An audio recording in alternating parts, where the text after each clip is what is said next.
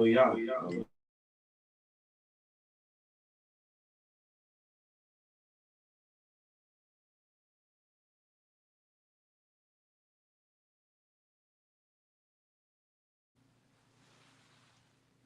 Hallelujah. Hallelujah. Hallelujah. Hallelujah. Repeat after me in Hebrew. Blessed be Yahweh in the name of Yahweh Shai, that gives us the Sabbath day in peace. Barakatah Yahweh. Barakatah Yahweh. Hashem. Hashem. Mashiach. Mashiach. Yahweh Shai. Shai. Ma'ah. Ma'ah. Nathanael. Hashabbat. Hashabbat. Shalom. Shalom. The water. The water. The yard. Yad. Man. Man. Blessed be Yahweh that gives us the law. Barakatah Yahweh. Barakatah Yahweh. Hashem. Hashem. Mashiach. Mashiach. Yahweh Shai. Shai. Ma'ah. Nathanael. Torah. Torah. Blessed be Yahweh that gives us the ram horn to call the people. Barakatah Yahweh. Barakatah Yahweh. Hashem. Mashiach. Yahweh Shai. Hashawabar. The water. The yard. Yad. Man. Blessed be Yahweh that gives us the olive oil to anoint the children of Israel. Barakatah Yahweh. Barakatah Yahweh. Hashem.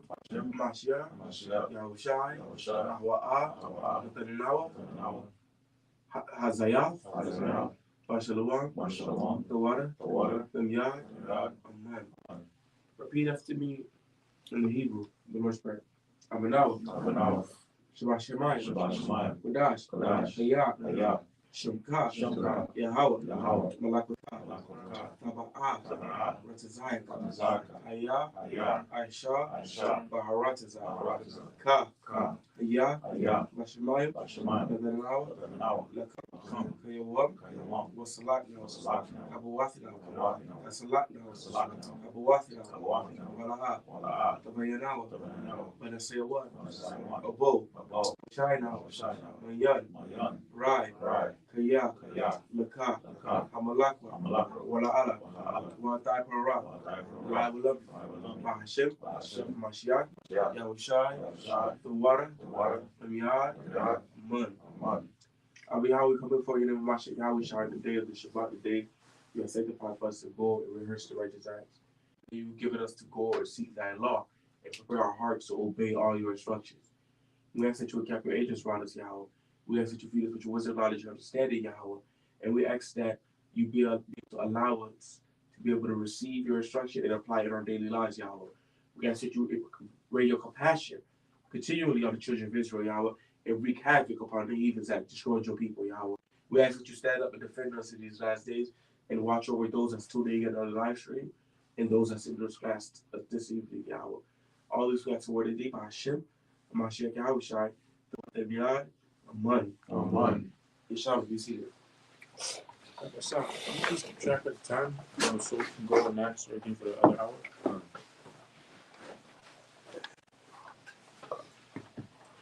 Shabbat Shalom. Shalom. Shabbat Shalom. Shalom. All praises be to the power of Abraham. For Abraham, Isaac, and Jacob, surely his mercy will endure forever. We're back at it again. Let the Shabbat. Let's give the most high of prophet. Let him finish with the Genesis. All praises for that. Mm-hmm. You know, Genesis is what, 50 chapters, right? Yeah. 50 chapters of a lot of our people's history. Mm-hmm. You know, the first two chapters go over the history of the earth, how everything that we see under the sun was created. Everything else goes into our bloodline lineage, our ancestry, how we got the covenant, how we became a nation.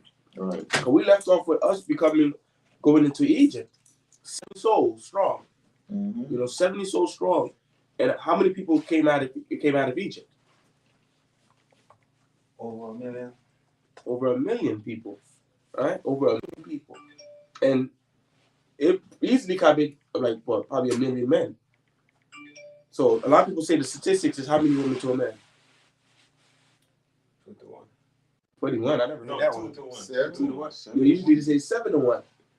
So when it was number 600-something thousand men, remember it was 20 and upward that was able to go to war. Mm-hmm. They count the children that was men, Yes. and they count the men that was like sick or they couldn't physically go to war. Mm-hmm. It was all the men that was able to go to war.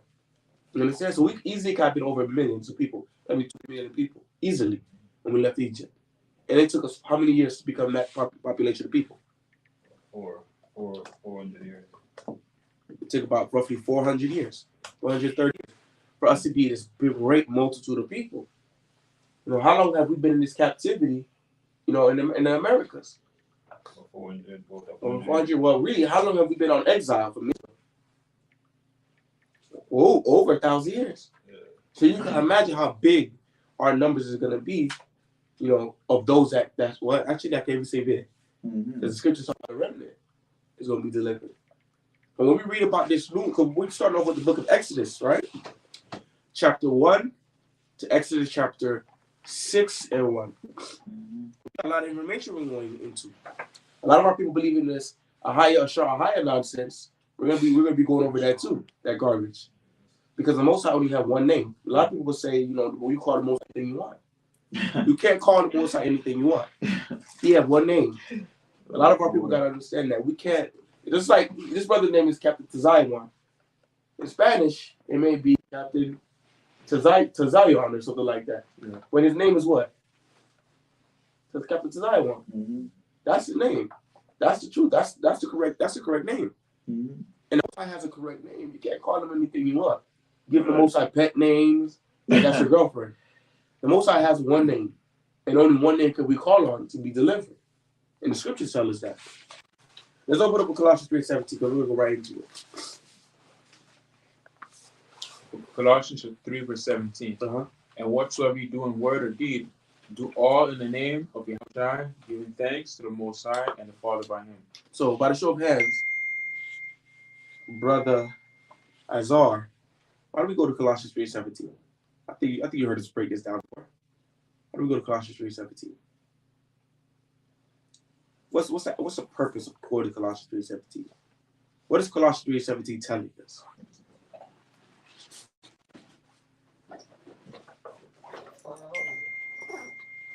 Well, I learned today, though. You learned today? Okay. Yeah. All right. Assist. What Colossians 3:17 mean? That whenever we're doing something or saying something, we would what is Yahushua? What would Yahushua say? Exactly. What would Yahushua? That's the safest answer. When you hear Colossians 3:17, what would my king do in this situation? What would my king say in the situation? How would my king feel if I did this in this situation? Let's get 1 Peter 2:20 real quick. So I remember I mentioned it last week, and the Cap mentioned it the week before that. Everybody should have notebooks and a pen, writing down the scriptures or anything that you have any doubts, as well as taking notes in the portion. So like, because I know we're gonna before we start into a portion, what are we gonna do? Like we always do. Recap. So everybody should have watched the last portion video. Yes, at least yesterday, so you'll get caught slipping. Yeah, it's okay. So everybody should have their notes ready. We always say without a church, guys. We always say without a church, guys. That's what we always say. So what is this? A school, a facility to learn the ways of the Most High. So if it's a facility to learn the ways of the Most High, that means you're writing down this information. You should have a part of your notes that says questions that could be answered tonight. I mean, this evening, and not even next Shabbat. You should have that part of your notebook that says questions. So let's get 1 Peter 2:20.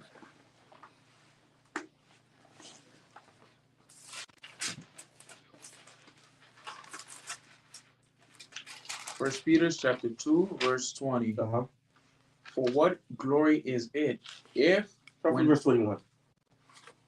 21. For even hereunto where ye call, where you what? Where ye call. We did a little louder for you. For even hereunto where ye call, because Yahushua also suffered for us. Now we got the context. Who's talking about? Yahushua, read. Leaving us an example. Leaving us a what? An example. An example that we what? That ye should follow his steps. That we follow after his steps. Which what? Why do we have to follow after his steps? Continue reading. Who did no sin. Because he didn't know what? Who did no sin. So what's our objective in this world? We're in this slavery, this captivity. What's our objective? Freedom. Freedom, but how we get freedom? And the reason why I do this is when I'm asking these questions, I'm provoking you to think. Nobody can catch you off slipping. Somebody might ask you a question. A Christian might ask you a question, and because you're so used to being drilled to think outside of the box, when you hear these scriptures, you're not going to get you're never going to get caught. Because it's always something you heard before already. Y'all heard that Shabbat Shabbat got access to the portion already. I was already drilling on this like 2 weeks ago. But what's the objective? To be what? Sinless. Our objective is to make less flaws in the eyes of the Most High. Because Yahushua set the standard for us that it was possible for us to do what? Keep what? 100% of the what? 100% of the commandments. Before he came out of the sea, we always had excuses, did we not?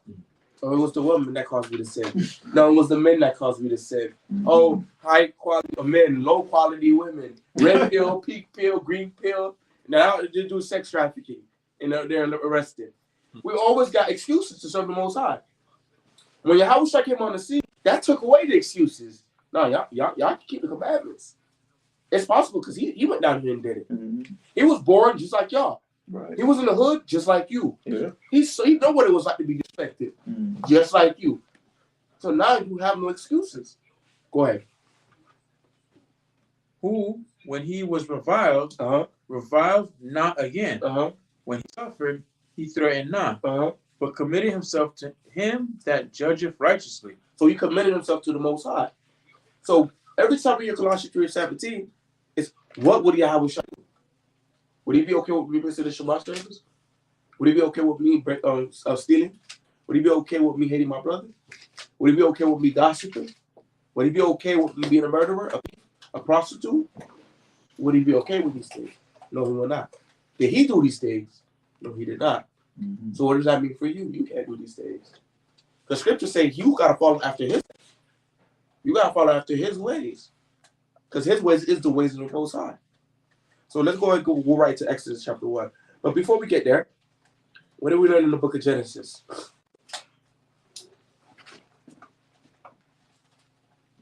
What did we learn in the book of Genesis? We learned the prophecies of each tribe and what it means to this day. All right. It was a great morning for Joseph. And also, Jacob passed away. All right. Yeah. All right, God. What else? Anybody else know what else? What do we learn in the book of Genesis? A lot of people, it's the first time I'm probably going over the Torah portion for Genesis. It's a lot of information. What do we learn during the Shabbat service on the book of Genesis? You know, and I'm infamous for doing this, so I'm about to start doing it again. Captain Abaddon, what did you learn in Genesis? A lot of things. A lot of things. All the right things. We learn how the 12 tribes of Israel became a nation and stuff like that, how they came out of Egypt, how Moses delivered his people through the wilderness and stuff like that. Okay. Azar, what did you learn in the book of Genesis?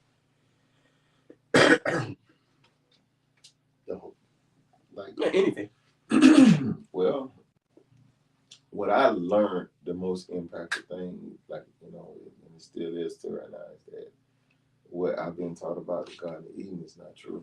You know, like the stuff, you know, I gotta like just throw that out. Like it's just you know, and then a lot of stuff is figuratively. It's not literally like you Right. think, you know, Parables and dark sayings. yeah, and that there were actually other people on the earth, you know, and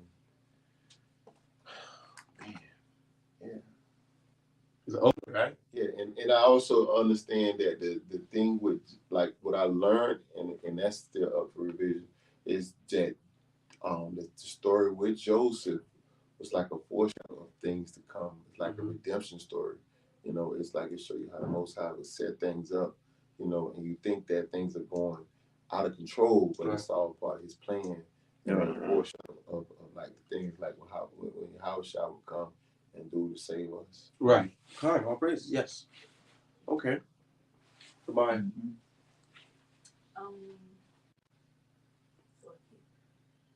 I would say the commandments for them. And then another thing would be how our lineage came to be and stuff like that. You know, from starting from Noah to Abraham Mhm. and so on. So, Okay, so I'll ask some little questions. Oh, go ahead. Yeah, you can see like in Genesis, the Most have like specific when he was dealing with like from Adam was straight back to Israel. Uh-huh. Yeah, so you have certain people in different generation, you know, Okay, to God. the lineage. God, okay. So I'll ask some questions and move real quick. Hmm. Who was Benjamin's mother? Rebecca. Rachel. Oh, Rachel. Rachel. Yeah. Okay. Was Aaron Abraham's cousin? No. Like you confused. Like you No. confused. Oh, okay. Was Joseph from the tribe of Ephraim? No. Okay. Manasseh was the youngest brother.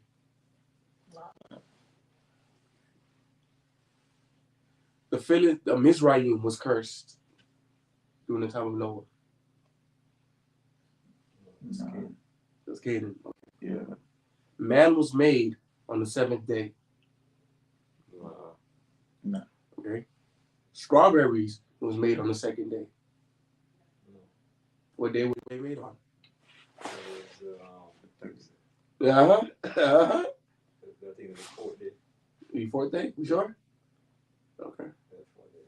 Okay. All right. I'll give you that. Let me see what else I got.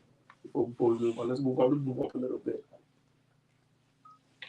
When was Jacob name changed? To the angel. Okay. Mm-hmm. How did Jacob know the Most High was with him?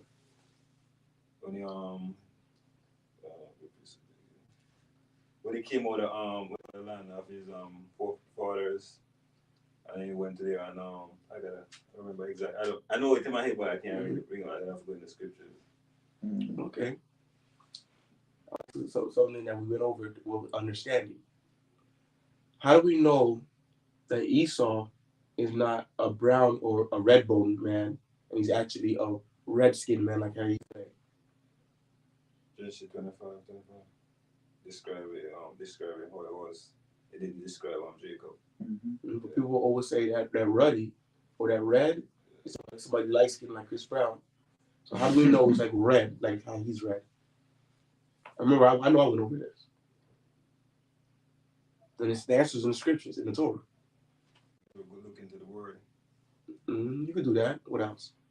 Yeah, you know, that's one of my questions too, because I mean, you know, when I was debating that in court, and dude got the Bible concordance and a dictionary, and man, he just embarrassed me with that, and was just pointing out ruddy red, and he was like, "Look at him, he's not, you know, that's not what he is. That's more like, you know, he pointing to the light skin blacks, men, you know what I'm saying?" And So to make it short, before we go right into the dive into the portion, there's only one Hebrew word for the word red. How many different variations of red is there? Actually, at the definition, the Bible Compact Dictionary. So before you read, how many variations of red is there? Burgundy, crimson, scarlet. Yeah, It's probably over. It's hundreds of variations of red. But out of those hundreds variations of red, there's only one Hebrew word for it, right? So in Genesis, doesn't the Most High give you the comparison of the red? As a hairy what? Garment. As a hairy garment. When you go into the history of how we made garments and dyed those garments red, we used a blood of a specific insect that gave off that red hueish, how you say it? So sorry, I'm thinking of the word red pigment that you see. It matches the pigmentation of the so-called white man. So the Most High gives us an example of the red as a garment. It's actually somebody who's red, like how they look, like Donald Trump. Yeah, like they use something like pomegranate. I don't remember the insect they use. Go ahead, redo it. All right. We'll go right into it. All right. Bible Compact Dictionary definition for ruddy. It says a word used to refer to a red or fair complexion in contrast to the dark skin of Hebrews. That's it. Then it gives like the chapters. Come on, praise the Most High. Yeah. Let's go right to Exodus. I had like one pretty simple too, like with two examples of the word red. Like there's one used in Esther 9:5. Can you please?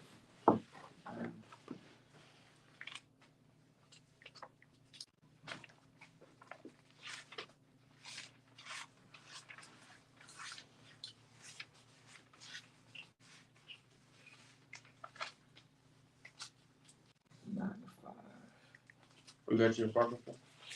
You said Esther 9:5, right? Oh, Esther in the apocrypha. Oh, okay. Traditions. I get to the etymology too.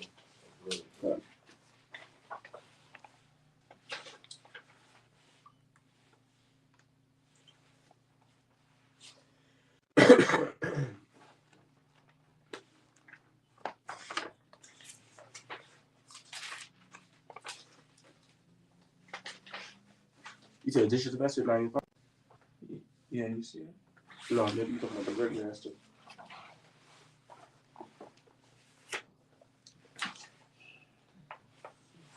You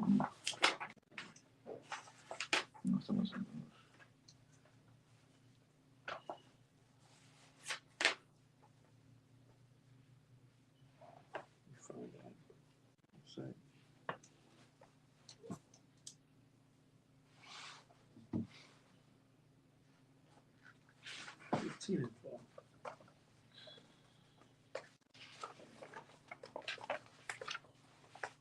Fifteen and 4.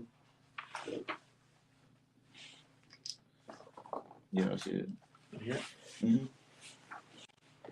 The book of editions of Esther, chapter 15, verse 5.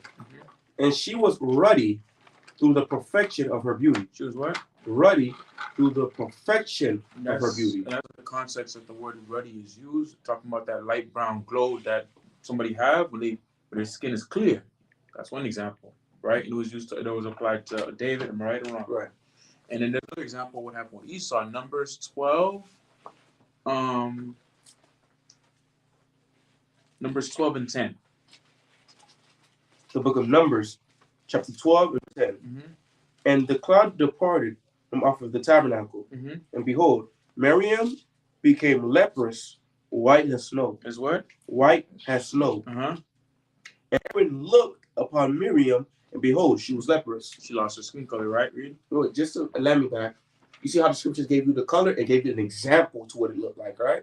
White as snow, red a garment. So if we want to go into it, you have to investigate what they used to dye these garments in ancient times. So go ahead. Let me go ahead and continue. And Aaron said unto Moses, alas, my other one, I beseech thee, let not the sin upon us, wherein we have done foolishly, and wherein we have sinned. Let her not be as one dead, of whom the flesh is half consumed when he cometh out of his mother's womb. What are they talking about? They're talking about Esau in Genesis 25 and 20, how he came out. Because he said, let her not be like that. That's what they're comparing, how she looked at that moment to what is read in Genesis 25. That's like another example. More and wrong. Let's go right into it. So we got 6 chapters. We're going to go over it. All right. Go ahead. We'll start off with Exodus chapter 1.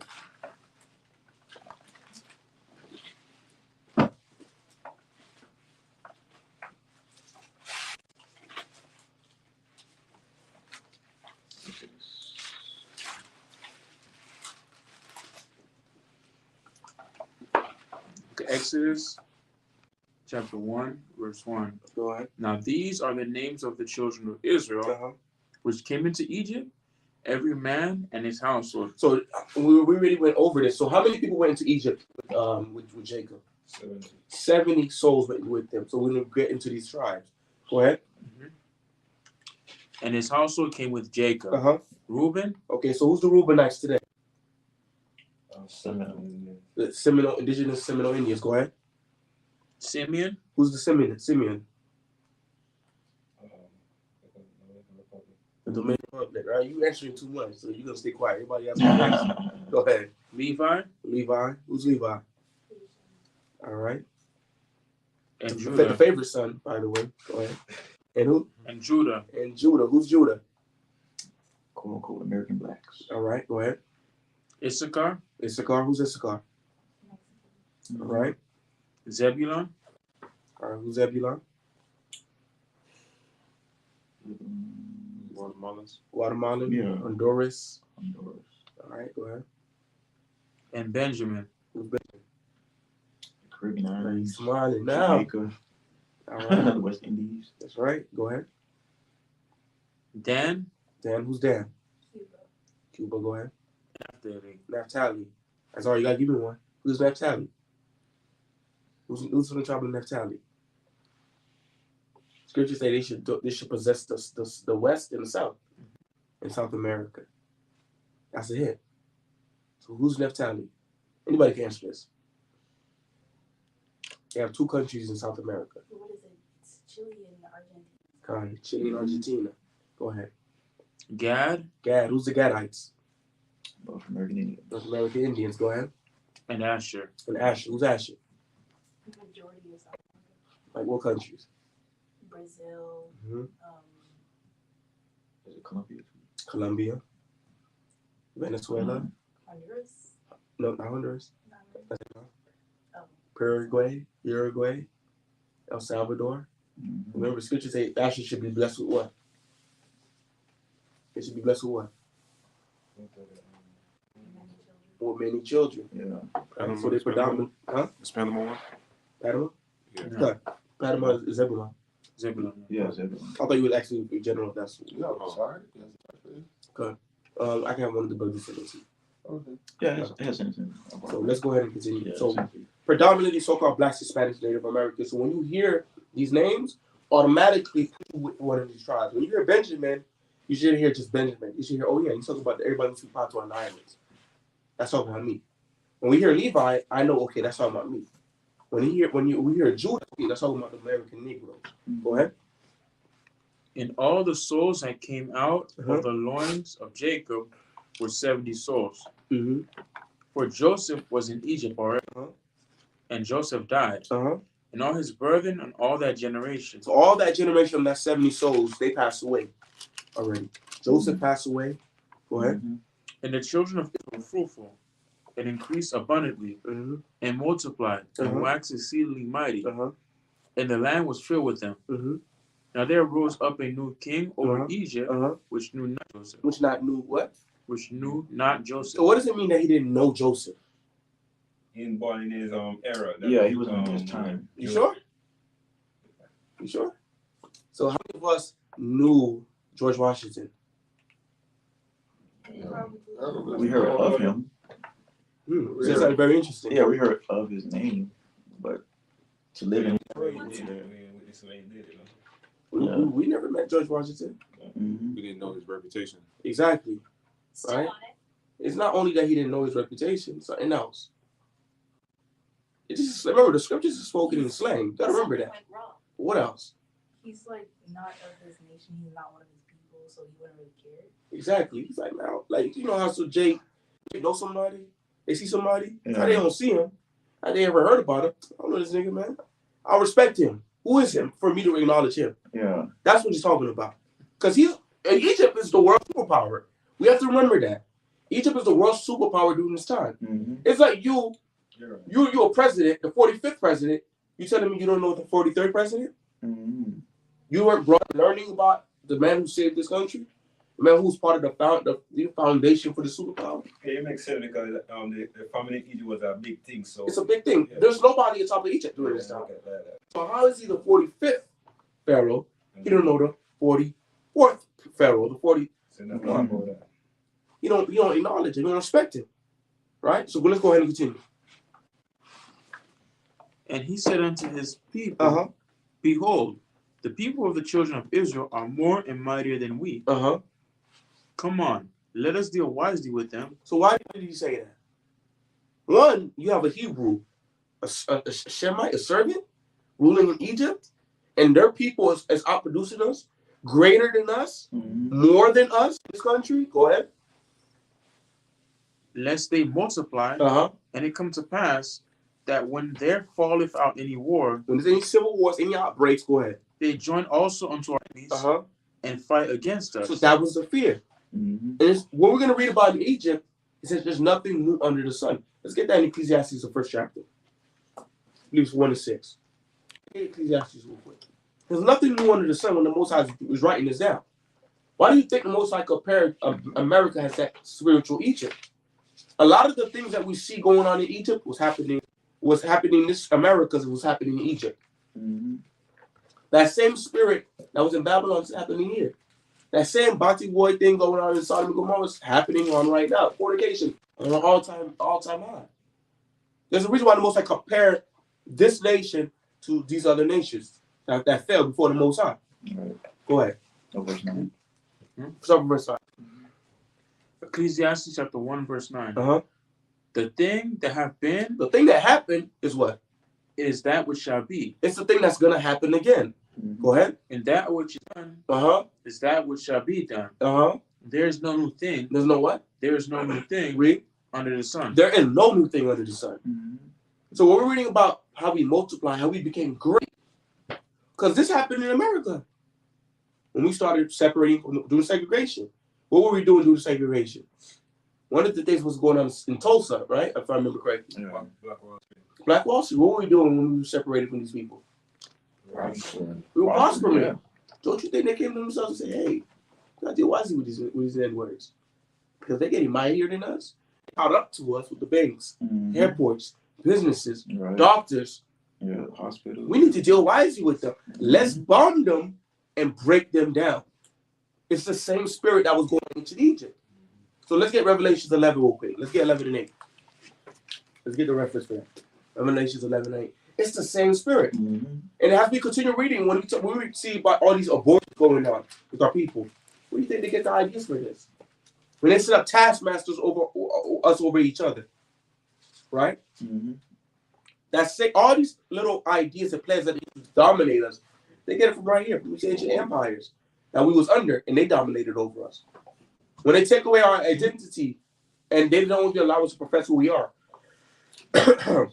Was that America who first started this?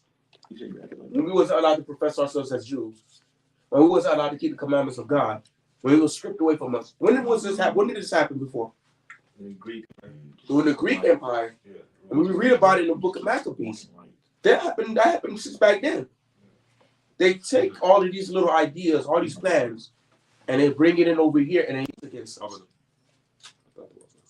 If we was reading the scriptures like we should, we was going over the history, our history, they wouldn't be able to do that. But go ahead.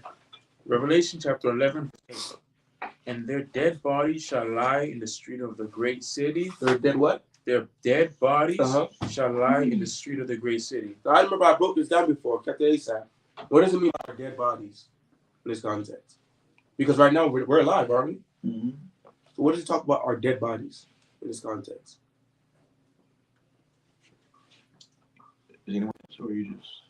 I'm just asking for now.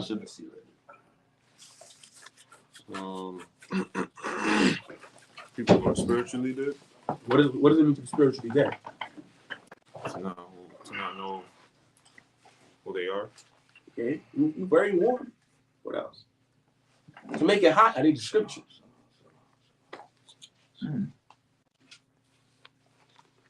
What makes our people dead in the streets of this country? Not knowing who they are. Not knowing who they are. What else? Also, what? What? They lack knowledge. Okay, we're getting warm. What's knowledge? Following the commandments. Following the commandments of the Most High. When you're not following the commandments of the Most High, you're in what? Yeah, sentence. You're in sin. Let's get Ephesians 2 and 5 real quick. See the precept. We'll go right back to this.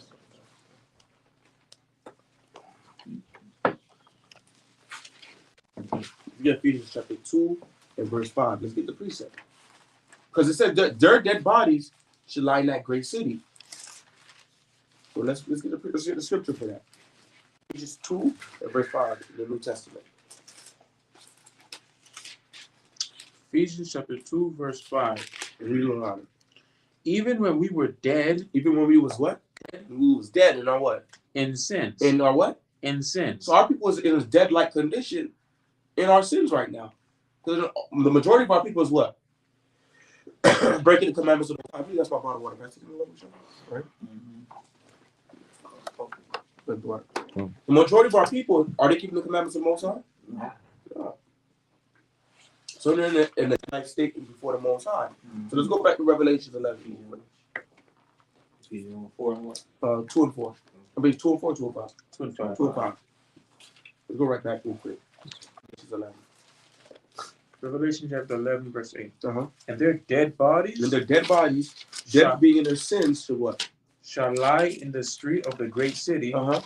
which spirits called Sodom and Gomorrah and Egypt. Because they should be called spiritually Sodom and Egypt because they have those characteristics. But what's going on in Sodom? Fornication on an all-time high. What's going on in America? Same thing. But what's going on in Egypt? Oh, same thing. But what else? A lot of idol worship. A lot of idol worship. Yeah. Spiritual and physical fornication. And ultimately, captivity of who? Children of Israel. The children of Israel. Same thing. Proverbs 21:16 says, That's a good precept. correlates. Let's get Proverbs 21:16. Good scripture. Write that down. Good scripture.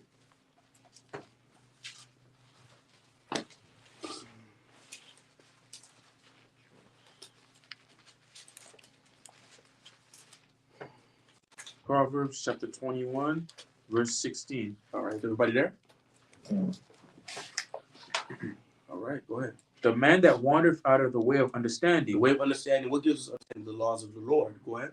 shall remain in the congregation of the dead. To remain in what?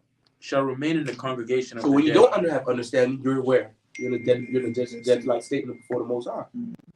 So when we're in this captivity in Americas, when we're not keeping the Lord's commandments, we're lying. We're dead lying in these streets. So let's go back to Exodus chapter 1.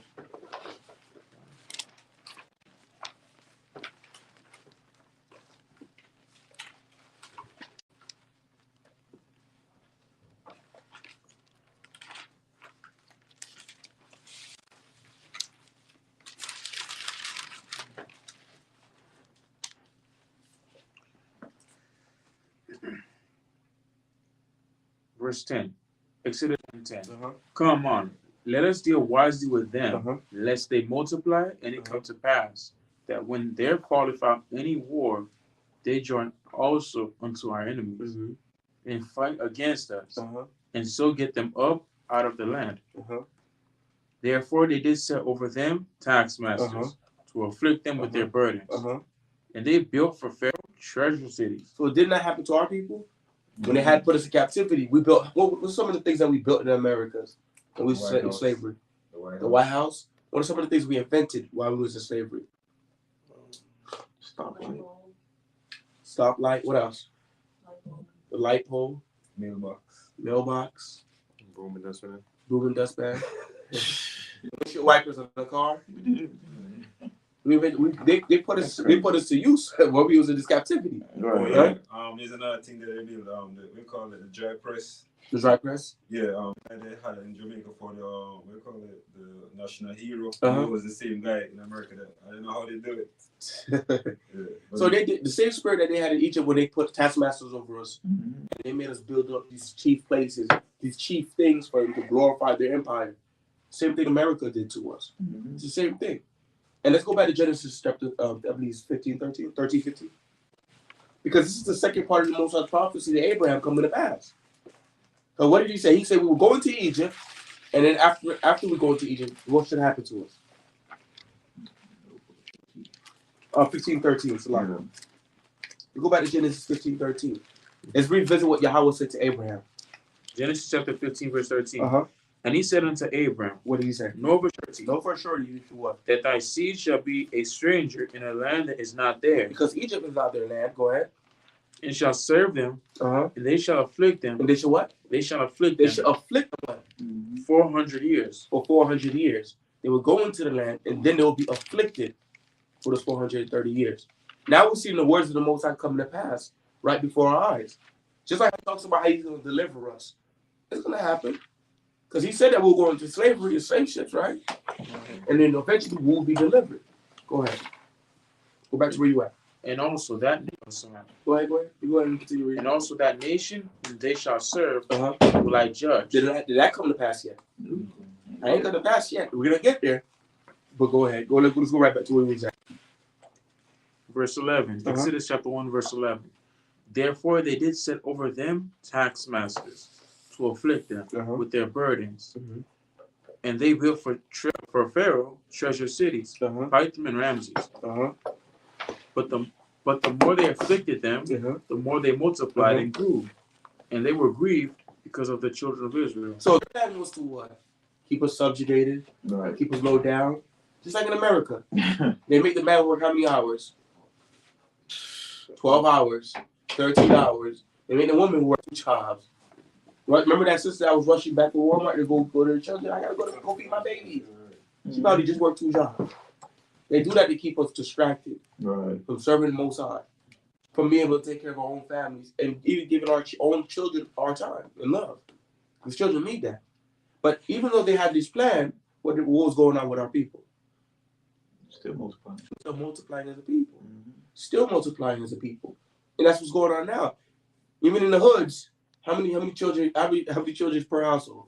4 or 5, 6, 7. Right. Numbers are multiplying. We still following his commandments, huh? Right. That commandment is going to keep. Everything else we're going to throw away, but we're going to keep that commandment. Right. Ever since Netflix come out, that helped us perfect that commandment. Ever since Netflix came out. So we're going to make sure we keep that one. But let's go right back. Verse 13. And the Egyptians made the children of Israel to serve with vigor. And they made their lives bitter with hard bondage in mortar, and in brick, and in all manner of service in the field. All their service when they made them serve was with rigor. It was with rigor. So the same way when we was in slavery over here, they had us doing our building things, had us in the plantations, had us take care of their animals. It's no different to what we was doing in Egypt. It's no different. Go ahead. And the king of Egypt spake to the Hebrew midwives, of which the name of one was Shipwrath, and the name of the other Pua. And he said, when you do the office of a midwife to the Hebrew woman, and see them upon the stools, if it be a son, they shall kill him. You should what? You shall kill him. Why did he say to kill the son? Everybody just hold that thought. Go ahead. But if it be a daughter, then she shall live. Why is that? Because the man's on the sea and they want to depopulate at that time. They want to depopulate The man. Let's get Numbers 1:18. Let's prove that real quick. If you really think about it, it's a form of abortion. And that's like the first recorded. Planned Parenthood. Yeah. So this happened way back then.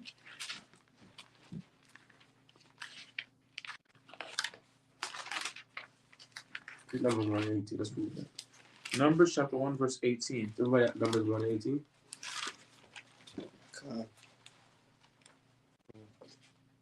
All right, go ahead. And they assembled all the congregation together on the first day of the 2nd month. Okay.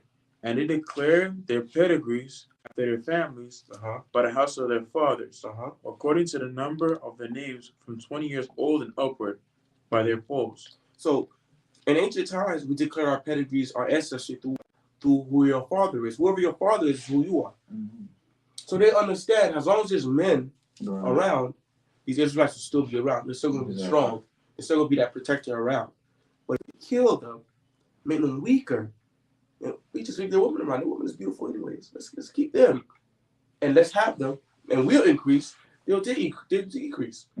Like the captain will say, it's the same thing that's going on here when they cause us to kill our children, not take care of our children, etc. Right? Have all these Planned Parenthood, abortion centers to keep our numbers low. Because when you look at it, the so-called white man, statistically, his racist population is what? Decreasing. Because they're not as fertile as our women. Go ahead. Let's sit on that. Let's go right back to what we said.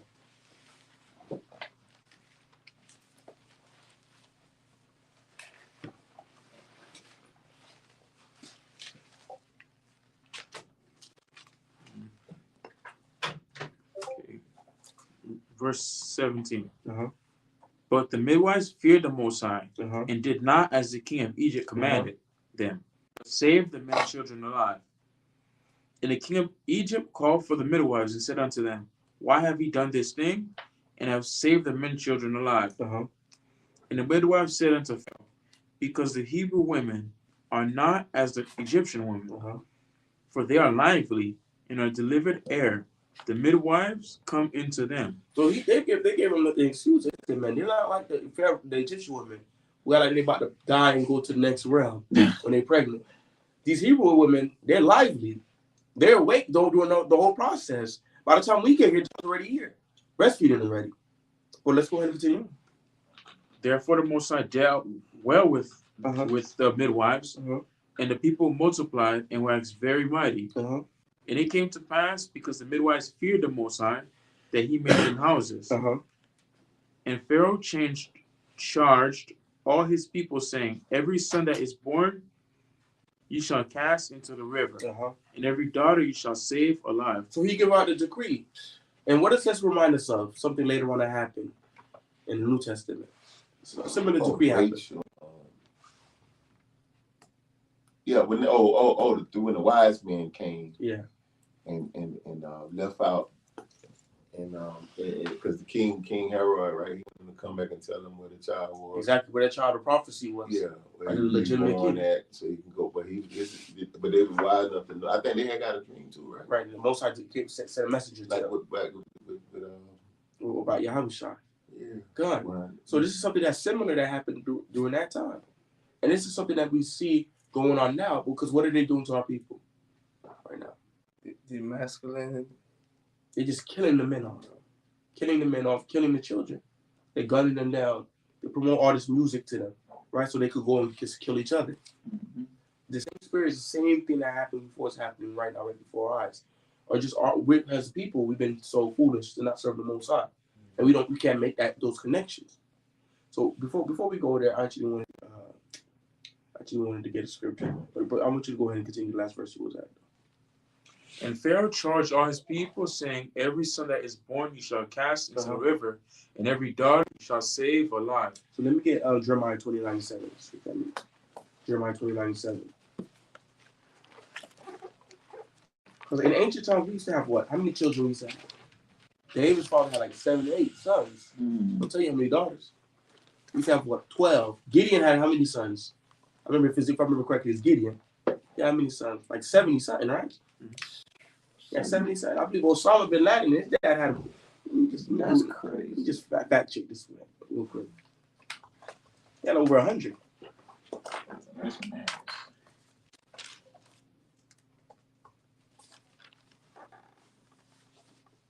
Osama bin Laden had 22 children. Let me see.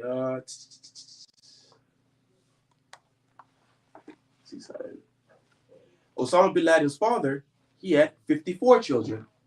So the Ishmaelites, they got the breakdown. They got the breakdown. They should do. Right? They don't know how to cook for nothing, but they got their breakdown. Right? But in ancient times, our people, we used to have big families. In ancient times. Now, what's the average number we want to have per household? 2. 1, -1, none. But as we come in the truth, come back to our heritage, we see the importance of family. We see the importance of children. We see the importance of having a wife, or the importance of having a husband, because it's a good thing. And the Most High gave us this instruction while we will be in this captivity, not to let our numbers diminish.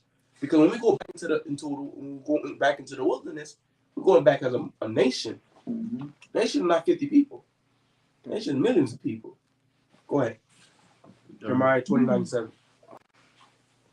Jeremiah 29:7. Go ahead. And seek the peace of the city. Start up with verse 4. Verse 4. Uh-huh. Thus saith the Most High of Hosts, Uh-huh. the power of Israel, Go ahead. unto all that are carried away captives, whom I have caused to be carried away from Jerusalem unto Babylon. Go ahead. Build ye houses. Build ye what? Build ye And houses. one of the instructions the Most High tells us to build houses. Right? Mm-hmm. Don't let yourself, don't have the potato sack prophet spirit, where you feel like you can't establish yourself, you can't build anything. Don't let that be the number one goal. The number one goal is to serve the Most High and keep these commandments. Everything else is temporal. Everything else is temporary here. But the Most High said, don't sit idle. Build ye houses. Go ahead. And dwell in them. And do what? And dwell in You them. enjoy the work of your labor. Go ahead. And plant gardens. Plant gardens. And eat the fruit of them. So, does the Most High literally want you to just plant gardens? Does he literally want you to plant gardens? No, they What is he trying to tell us? Somebody plant seed, sow seed, babies. No? In the ancient world, Oh, God. what did planting gardens do for you in the ancient world? Bring you what? Wealth. Bring you wealth. Right? That was a form do of trade. business. Do business. Mhm. Right? Do well for yourself. So he tells us to go out there, do business, learn trades, learn certain knowledges that help you be what? Maintain your house, take care of yourself, take care of your family, right? For your women, to also take care of your family, take care of your children as well. Go ahead. Build ye houses. Uh-huh. And dwell in them. Uh-huh. And plant gardens. Uh-huh. And eat the fruit of them. And enjoy the works of your labor. The things you go to school for, the things that you're learning, the things that you're teaching yourself. Enjoy. It's for you. Go ahead. Take ye wives. Take ye what? Take ye wives. Take ye wives, read. And begat sons and daughters. Stop right there. So he said, take ye wives. To get a wife, first of all, you got to know how to talk to a girl. You can't be saying, if I was a booger, I'll choose you. You can't be saying stuff like that. That girl called the police on her. All right? So you got to learn what it means to have a wife, what it means to talk to a woman. And the sisters, they have to learn that too. It's not you just come in, I'm the thing on the table. Right. You if you have that mentality, right?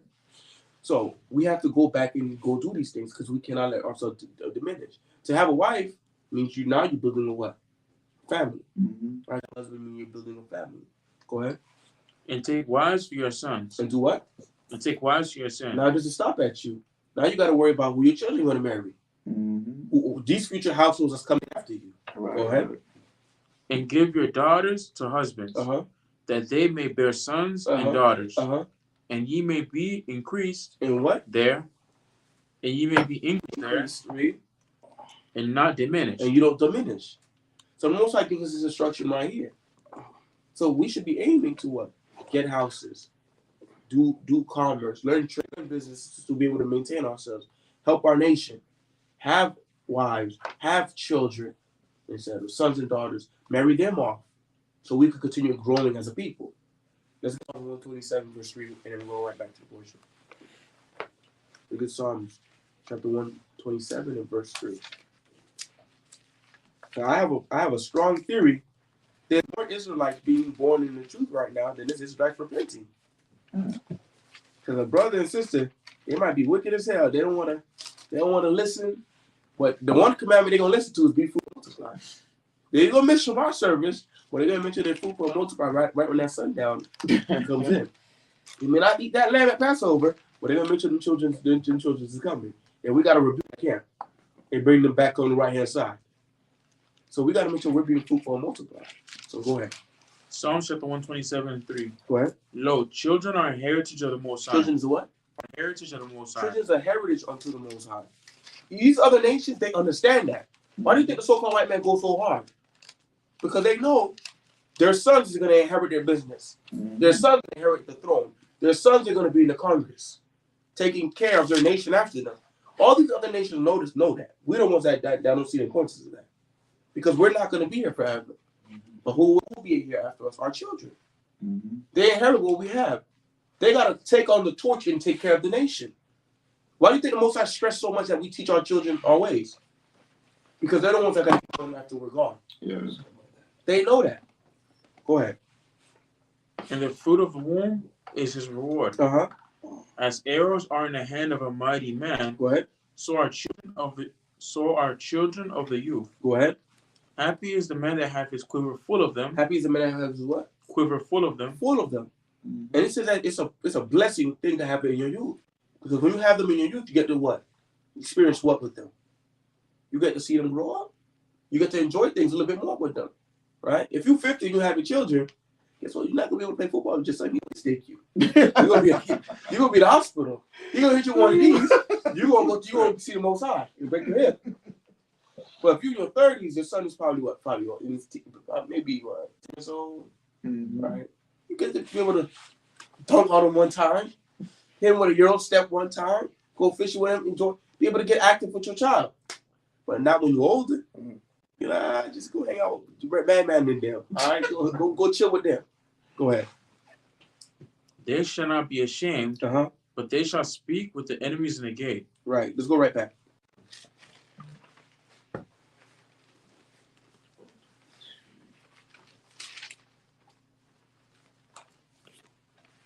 So hopefully, only Officer Pua right now, he has a son and daughters.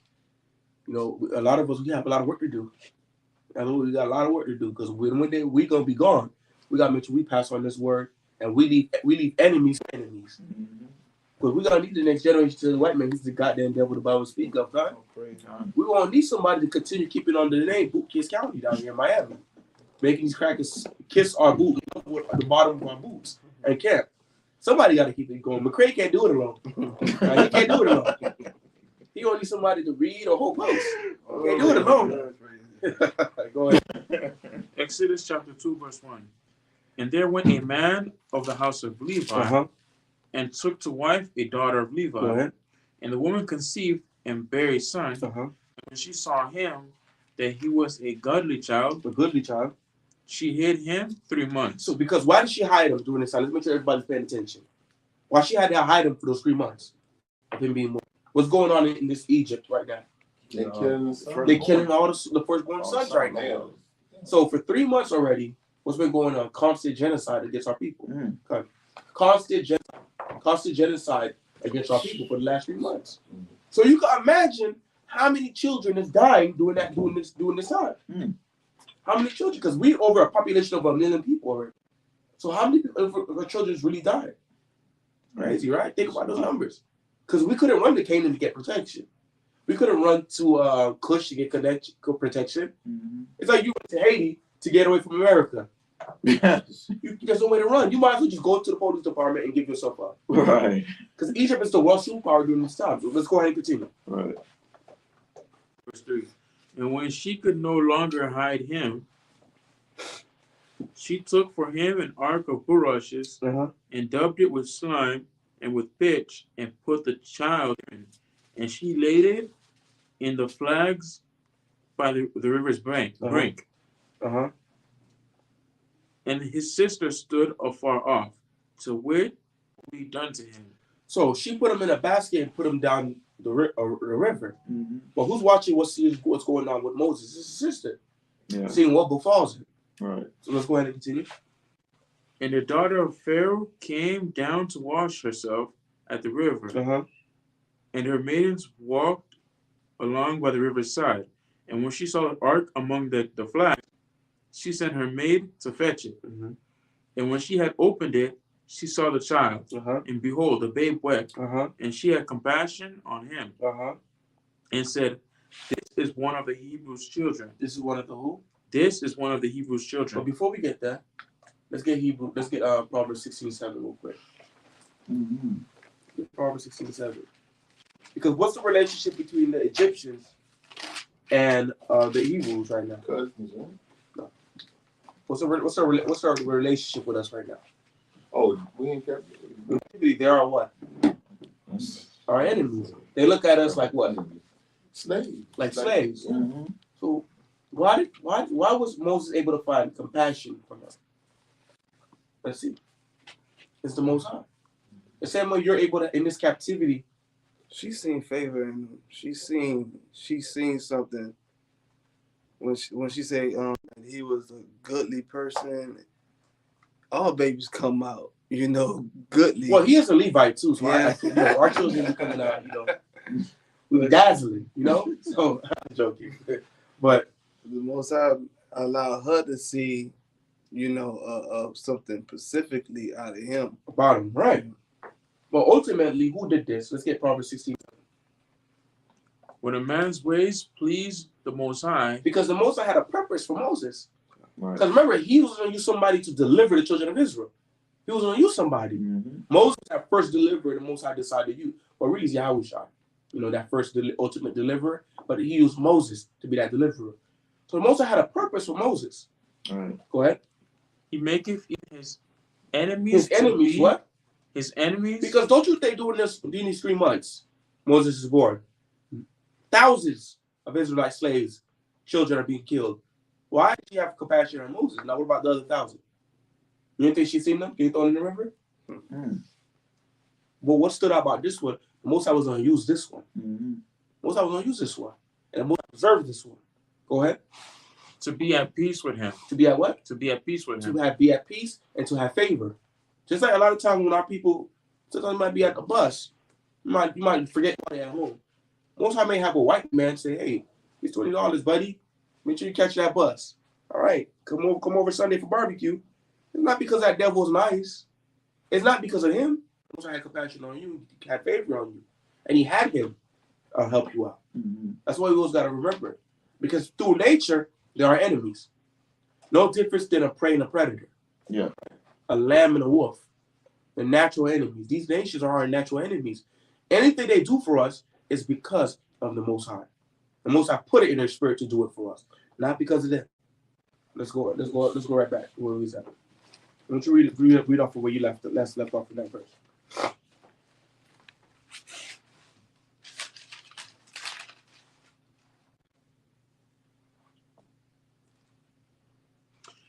Exodus chapter 2, verse 6. And when she had opened it, she saw the child, and behold, the babe wept. The babe what? The babe wept. Go ahead. And she had compassion on him. And said, this is one of the Hebrews' children.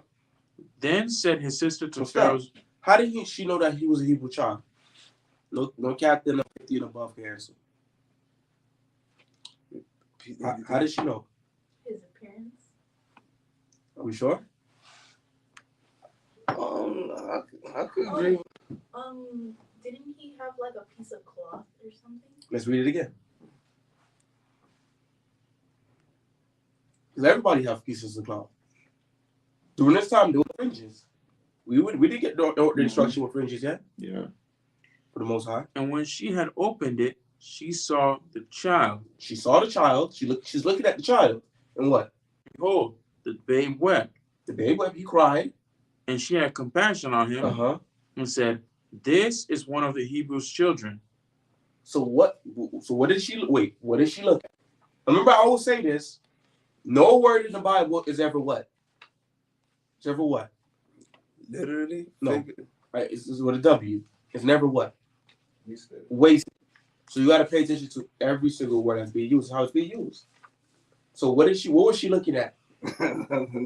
His manpower. His manpower. Yeah. Right? Because something about Moses stood out from the other children. Right? Bigger, stronger. I don't know how you gonna say all of that. Right? Fight. Right? But something stood out with Moses that's made her this is a child. Because something that the Israelites were supposed to do is what? Like you can answer, you already know the answer. What's every man child supposed to have? He's supposed to be circumcised. Supposed to be circumcised. Let's get the law on that. Let's get that. Let's go back to number Genesis 17. I mean 19 and 7. Is it fair to say the same flesh? Like, yeah, we look very similar to these people. Matter of fact, I'm gonna pull out some of their descendants right now, and then you'll be able to see them. Hey man, I'm on medication and I'm fighting to stay up here now. I had to take it. I was like in pain last night and then I took it late. I'm fighting, so dropping my books. And you good, brother? I wish I could just lay down, but I want to be here. That's all I'm saying. We'll put some images up. If everybody have their phones, you should be able to go on YouTube and see the images that we have. When you look at the people that's south of the Nile, right? These will be descendants of the ancient Egyptians, right? Everybody see the image? Everybody's able to see it? Right? No different than somebody from the Caribbeans, right? You look at these guys right here, right? Especially the guy in the top right corner. You see him? He look like a Levite from the bus stop. Like those Levites that be at the bus stop, mismatching. But his hair, the only difference is what his hair. If he had a brush cut, he look like a Haitian. But of course, you do see slight differences to how they look. Fulani. Oh, what? Fulani. Fulani? Yeah. No, this is a That's Bija. Bija. That's a Fulani Bija. is West Africa. Mhm. Fulani got the same type of hair. Yeah. Right. So you see there's some similarities with us and them.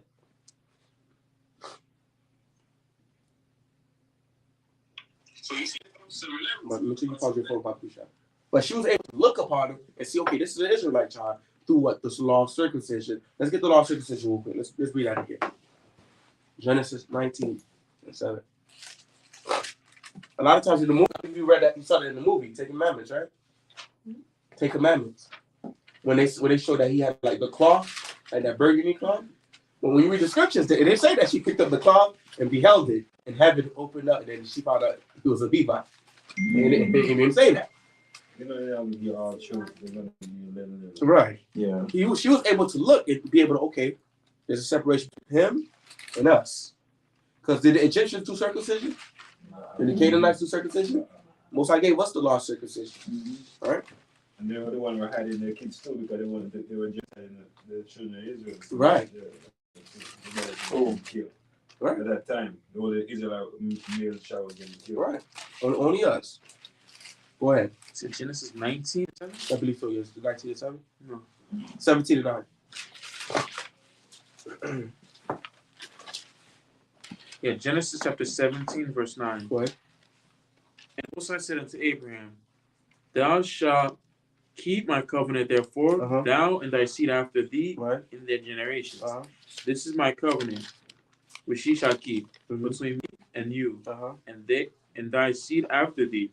Every man child among you shall be what? Shall be circumcised. Shall be what? Circumcised. Shall be circumcised. Go ahead. And ye shall circumcise the flesh of your foreskin. Because remember, she was beholding what? Moses. It's giving you all the little hints. She said that he was goodly. She looked at him. He wept. She's observing this child up and down, and she saw something that gave, okay, that's their children. That's these people's children. They do that stuff. Go ahead. And it shall be a token of the covenant between me and you. And he that is 8 days old shall be circumcised among you. Go ahead. Every man child. Every what? Every man child. Okay. In your generations. He that is born in the house, or that is bought with money, or of any stranger. Which out of thy seed. Go ahead. He that is born in thy house. So that's it. So she was circumcised. That was the indication. Okay, he's an Israelite. Let's go right back.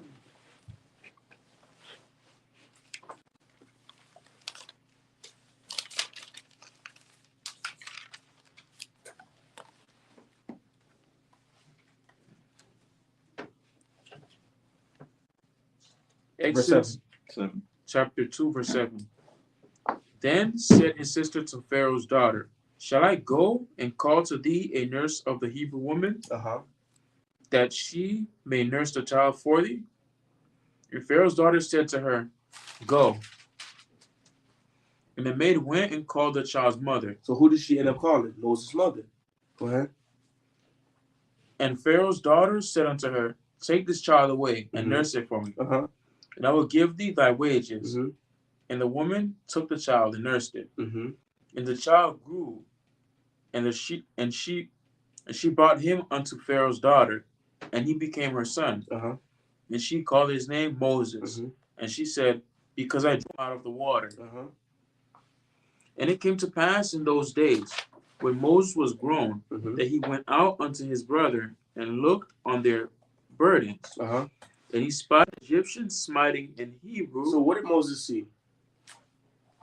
So Moses ended up growing up. A lot of things happened during those years. Are people still being afflicted? When you go into the history of the Egyptians' records, Moses was doing a lot of things in Egypt. He was the man, right? So he goes out and he sees his brother being what? Read that again for me. And he looked on their burdens, and he spied an Egyptian smiting in Hebrew, one of his brethren. And he looked this way and that way. And when he saw that there was no man, he slew the Egyptian. He did what? He slew the Egyptian. Why did he slew the Egyptian? Compassion. Compassion. What else? I should told you that what was the Egyptians doing to us that goes on today. That's what police. It's called police what? Police brutality. How they mistreat, they beat us down for no reason. Right? And some of in their walls, in the hieroglyphs, you see images of them beating our ancestors. Mm-hmm. So Moses had compassion on his brother. Let me get Psalm 94:16. This is the spirit that Moses had. Because now I was trying to show you a little bit about Moses' character.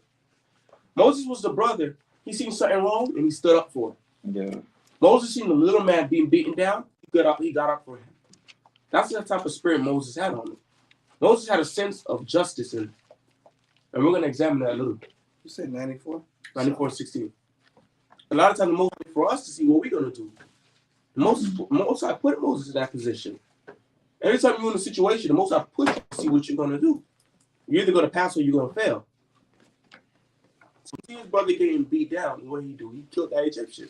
I'm not telling you to go cut no police head off with a machete. You will be in jail. I'm just letting you know that. For the record. We're going to have to free Captain Shamwala until it's backwards. Like Captain Cairo be safe until it's backwards. Right? You're going to be locked up. And they won't let you out, right, if you do that. But the spirit that Moses had on his side, the spirit that he had to stand up for his people. Let's read that. Psalm 94:16 real quick. Who will rise up for me against the evildoers? What the Most High said? Who will rise up for me against the evildoers? The Most High asks, who's going to stand up? When you see wrong being done, who's going to stand up? Who's going to who's going to put things in order? Moses seen his brother getting beat down. He didn't stand by without his camera. He didn't whip out canvas and start painting out the scene. In ancient times, he didn't do that. He seen his brother getting beat down and he stood up for him. Go ahead. Or who will stand up for me against the workers of iniquity? Against the workers of iniquity. Because that wasn't right what they were doing to his fellow Israelite. And during this time, what's Moses' position? Give me Job 29:16. What was Moses' position during this time? He was over to keep the second in command with him. I didn't say he was second command. No, then Pharaoh gave the justice man. It doesn't say that in Exodus. But historically, he was like up there though. He was like a prince, isn't He was like a prince. Because technically he's the adopted son of who? The daughter. And he would be what to Pharaoh? Grandson. Like the grandson, he was a prince. Mm. So he's up there. It's like you messing with Joe Biden's grandson. That's Moses' position right now in Egypt. Go ahead. Said Job. Job, chapter 29, 16. I was a father to the poor. 27, verse 17. 17. Uh-huh. And I break the jaws of the wicked Uh-huh. and pluck the spoil out of his teeth. So Moses did. He broke the jaws of the wicked. Crazy. Literally, all praises for that. He gave him a Zoklo. Moses was the first person to give somebody a Zoklo historically. And he defeated, and he put him to death for the sake of his brother. Mm-hmm. But there's a law that actually speaks on this as well. Because what if you seen your brother, something happening to your brother, his life in danger? What are you supposed to do? What are you supposed to do? Are you supposed to stand idly by? No. Are you supposed to not say nothing? What if he's your enemy and he's in the nation of Israel? And you see somebody trying to do something to him? Are you allowed to just turn up like? You'll be conspired. You'll be as one of them that done it. Huh? You'll be as one of them that did the offense. It's gonna be as if you did it. Yeah. Right? You do nothing. If you do nothing, that means you're for it. Condoned it. Right? You condone it. You with it. You with it. Mm-hmm. Let's get Leviticus 19:60. I want to get an NLT though, the New Living Translation. Let's get Leviticus 19:16. People, you always see on Instagram these fake deep people, right, with the rocks and the chakra say Moses murdered a man. Right? Jacob stole.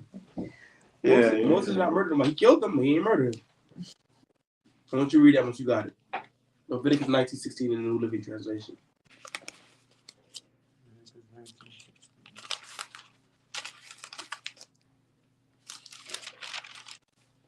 We got it right up on the screen for the family on YouTube. You're going to continue the verse or just that one verse? Just read that one verse. Leviticus 19:16 in the NLT. Do not spread slanderous gossip among your people. Go ahead. Do not stand. What did he say? Do not stand idly by. Do not stand idly by. Read. When your neighbor's life. When your neighbor's what? When your neighbor's When life. your neighbor's life. Who's your neighbor? Fellow Israelite. Your fellow Israelites. Read. Is threatened. Should be what? Is threatened. That's the spirit right there. So if you see your brother about to get jumped by 50 Edomites, you say you better get in there. You have to get that whooping with your brother. You better get in there, because according to the scriptures, you can't stand idly by while your brother's life is in danger. Imagine if I'm beefing with Captain Taziah one, right? Two lion-like men of Moab is about to do the Captain Taziah one. According to the scriptures, I have to help him. I can't stand idly by. Can't do nothing. Right. Because that'll be a sin. I gotta step in there and do something. And then we could talk about arms another time. Or at that time, after we whoop them back to China, to Taiwan, to North Korea. But let's go right back to the story.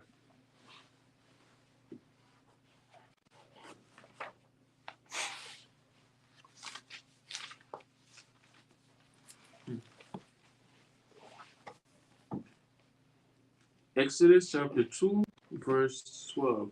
And he looked this way and that way, and when he saw that there was no man, he slew the Egyptian and hid him in the sand.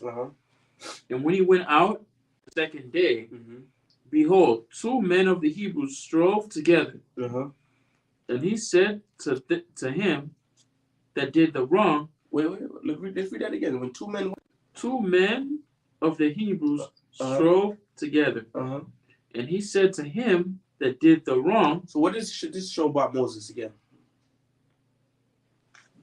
Not only he stood up against the heathen, he killed the heathen. What did he show you right now so far in the situation? Let's read a little bit more. And he went out the second day. Behold, 2 men of Hebrews strove together. So let's bring it to 2023. Moses comes out. You see Officer Matatua fighting Captain Shamwala. Go ahead. And he said to him that did the wrong. He said to Matatua, because he's in the wrong. Read. Wherefore smitest thou thy fellow? Why you punch Captain Shamwala for? Why you hit your brother for, man? Why you did that for? Go ahead. And he said, who made thee a prince? Now this is what Matatua said to Moses. Who the hell made you president? And who made you senator? And a judge. Who made you police? Go ahead. Over us. Over us. Because where's Moses living? He living technically in the White House during this time. He's a prince. He grew up with a silver spoon. But them, how did they grow up? In the mud. Out the mud. Rusty spoon. Gotta get out the gutter. Right? They were in the same drawers like Kodak said that one song. On the block, we're in the drawers for the same 3 days, right? Same drawers for 3 days in a row. Most were Egyptian cotton. I think that woman was in Proverbs 7 about that Egyptian linen, the cinnamon and aloes from Egypt. Moses grew up with that. Right. You don't know nothing about wearing no fake Uspa cologne. We wear Versace. Go ahead. Intendest thou to kill me?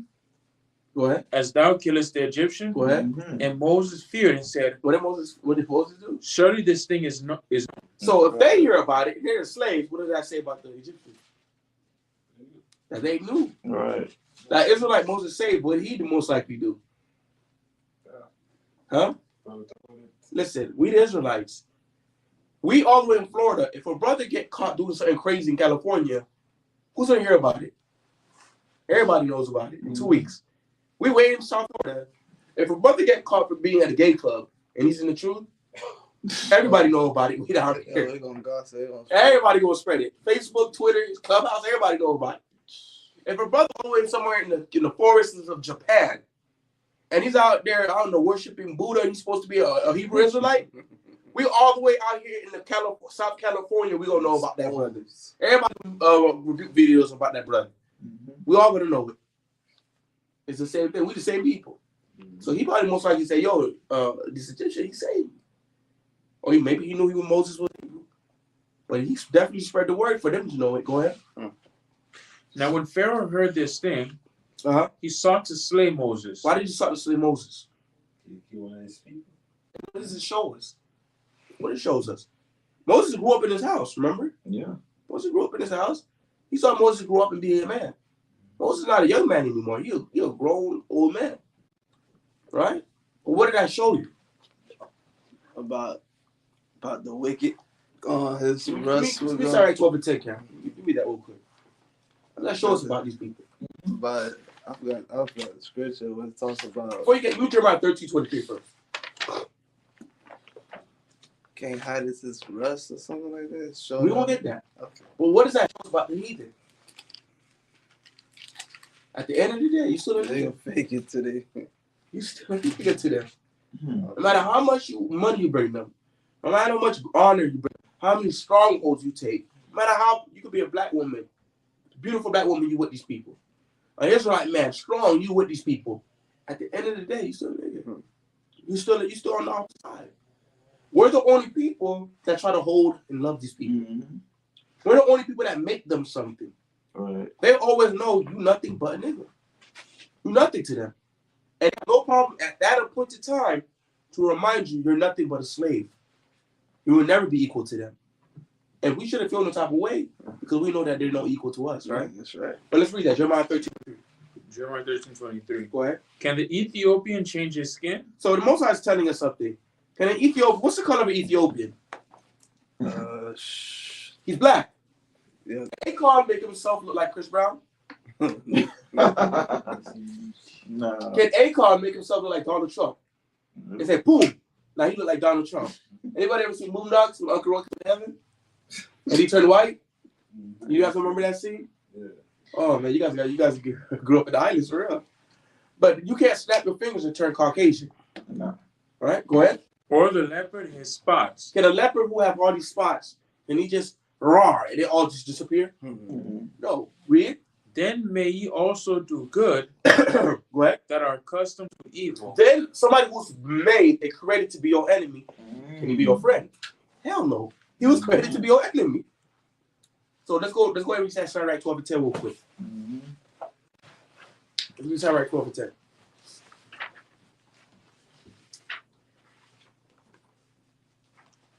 Sirach chapter 12 verse 10. Never trust thine enemy. Never what? Never trust thine enemy. Never trust that enemy. Read. For like as iron rusteth, Uh-huh. so is his wickedness. So is this what? So is his wickedness. So why did it compare it to iron and rust? Why did it compare it to that? Because over Okay. time It it'll rusts from the change. inside out. No, read. It rusts from the inside Though out. he It hum- spreads. Stop. Where's the rust at? Outside or inside? The inside. The evil of the white man is inside. Does he show you his evil out front? Mm-hmm. No, he's a bad guy. I can just cut some alligator in the Everglades. You want to come over? You want to get radical with a party, dude? That's what they're going to tell you. You want to get a party? Mm-hmm. But they're not going to show you the wickedness out front. Mm. It's going to be inside. Just like rust. Rust don't come out from the outside. It starts from the inside, and then by the time you see it, it's too late. Different than the so-called white man in these nations. Go ahead. Though he humble himself Uh-huh. and go crouching. But you say, hey, man, just come over to the function. My wife cooked. You're going to love it. Go ahead. Yet take good heed and beware of him. Read it a little louder. Yet take good heed and beware of him. But pay attention to him. Because at the end of the day, he was created to be your what? Enemy. To be your enemy. We can't forget that. Mm-hmm. A lot of times when our people get judged by these nations being too close to them, they didn't read this scripture. They follow gay Kevin Samuels and sex trafficker Andrew Tate. They don't want to follow the instructions of the Most High God. Mm-hmm. Because the instruction of the Most High says, never trust your enemy. Never trust your enemy. And these things would have happened to our people in the Americas. They tell them to take a walk. Go ahead. Beware of him. Uh-huh. And thou shalt be unto him as if thou hast wiped a looking glass. Read. And thou shalt know that his rust Uh-huh. hath not been altogether Uh-huh. wiped away. So when you look at what happened to our people in ancient times in slavery, all right? When you see what do the exact same things right now, and the rate that they used to do it, no, they don't. You don't see people hanging up on the light pole every day anymore. You don't see them chasing on horses anyway and trying to whip you. Change of the scheme. They switched it up on you. Like Protege say, switch it up, right? But when you look closer, when you look through the magic mirror, and you see what's behind the curtain, he's still wicked. Right. Read. You take behind the curtain, right? Go ahead. set him not by thee, lest when he have overthrown thee, he set up in thy place. So the scriptures even tell you, no, you put up next to you. Sometimes you may have businesses. You may have these heathens. When you have a heathen in your business, what should be his position? What should be his position? He should be a servant. You should be a servant. If you have a manager position, who should be the manager position? Okay. Nation. Huh? Israelite. An Israelite. You should have, if you have a construction business, you have some office jobs, $30 an hour, $35 an hour. Make sure your brother's in the AC. You make sure your brother's in the AC. Right, and you right. drinking that cold water, that wine, in that cooler in the office. But outside in that pavement, burning that tar, that motor, who should be there? And for example, like for construction, they make us do the hard work and they get an easy job. They eating public sandwiches in the office, and it's cold. Yeah. But your man is already burning like the soup Yeah. in the sun, doing that construction. Yeah, Most times giving us instruction. Go ahead. Yeah, I see that all the time at the construction place like Issachar and Northern Kingdom. They Right. work in the office and the other guys, you know, Right. they have easy work. Right, They they get just most money. And it's just chilling. Yeah, just supervising, that's all they do. But let's see what the Lord said. Read that again for me. Neither let him sit at thy right hand, Don't let him set your right hand. Read. lest he seek to take thy seat. Because at the end of the day, what he looking to do? He waiting for that day you miss lunch. He's waiting for the day you mess up policy, one watch policy, no return policy. He waiting for the day you make that return. You see that? And then you finish. Yeah, they do that. They punish us more harshly than any of they you know. Right. We just saying like with the NFL and the NBA, with Kyrie, how they punish them way more severe than anything you Right. you know. When your boss comes out and he says you like this, you know in the spirit when you go like this, you go into that office right before that door crack and you get fired, you're gonna see Steve people out like this. You gonna know the Lord was right. He told you not to trust your enemy because they were never for you. Let's go right back to where we was at. Let's go right back where you was at. Never trust your enemy. You can't compromise. You want to do business with them? Oh, we can. Let me get Leviticus 20, 25, and 45. I didn't say that. Now, brother, you need them. Listen, we don't want the kingdom unless we can do business with them. Because who's gonna be picking your okra? Trust me, believe it won't be me. Not in my kingdom. I'm not picking your okra, brother. You're my brother. I'm not doing it for you. We think gonna be that son fixing your whole car in the hot sun. It's not gonna be this brother. He's laughing. I pray you understand. It's not gonna be us, brothers. We need them to work for us. They're gonna want us to do it. We can do business with them, brother. But we gotta make sure we got the upper hand in that business. Because when they do business with us, they make sure they get the upper hand. Right. When they give us loans, or they give us high interest rates, when they do contracts with us, it always favors them. We need them. Anytime we do business with them, we gotta make sure we get the edge. Let's read Leviticus 25, 45. Leviticus chapter 25, verse 45. Right? Moreover, of the children of the strangers, of the children of the strangers, The children of the heathen, read. that sojourn among you, of them shall ye buy. Of them you should what? Of them shall ye buy, and of their families that are with you, which they begat in your land, and they shall be your possession. And ye shall take them as an inheritance for your children after you, to inherit them for possession. They shall be your bondmen forever. So they're supposed to be your slaves. In slavery, what did they have us do? Working, right? Building up their businesses. And the kingdom of heaven, what are they going to do for you? Building up your businesses, taking your agriculture, building up construction sites for you in the name of your business. And guess what? What are you going to do? Let's get Isaiah 61. Let's get Isaiah 61. We'll go right back to it. Read start from verse 5.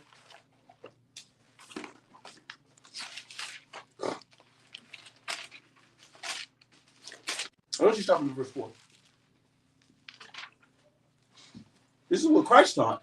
When everybody talks about the gospel, did you hear the good news? Christ taught this. This is the gospel right here. Let's start from verse 4. Isaiah chapter 61, verse 4. And they shall build the old ways. They shall raise up the former desolations. They shall build up the old ways. They should do it. Not you, not me, brother. Read. So, Captain Albanon, what are the old ways and the former desolations? What's that talking about? Oh, yeah. Right here in verse 4.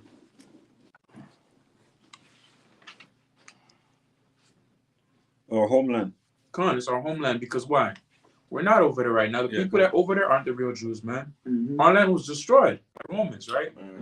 Right? It didn't look like it looked at today because our land was known as what? The land of what? Milk and honey, man. It was the most prosperous piece of land in the east, right? So when it says build up the old ways and the old desolations, our land is going to be built up in the kingdom of heaven. Right, read. Continue. And they shall repair the waste cities, Right. the desolations of many generations. Right. And strangers. And who? And strangers. There's that word stranger again. The heathen shall what? Shall stand and feed your flocks. They're gonna feed your dairy, brother. Your turkey breast company. They're gonna do it. They're gonna manage that for you. You supposed to be in Hawaii. You're gonna be on vacation. Read. And the sons of the alien, right, shall be your plowmen, right, and your vine dressers. But this is what you're gonna do. Read. Shall be named the priests of the Lord. You're gonna be named the priest of the Lord, one who knows the Most High's ways. Read. Men shall call you the ministers, the servants of who? Of our God. Of our power. Read. Ye shall eat the riches. This is what you're gonna do. You gonna eat what? You shall eat the riches of the Gentiles. Not talking about literal eating their money.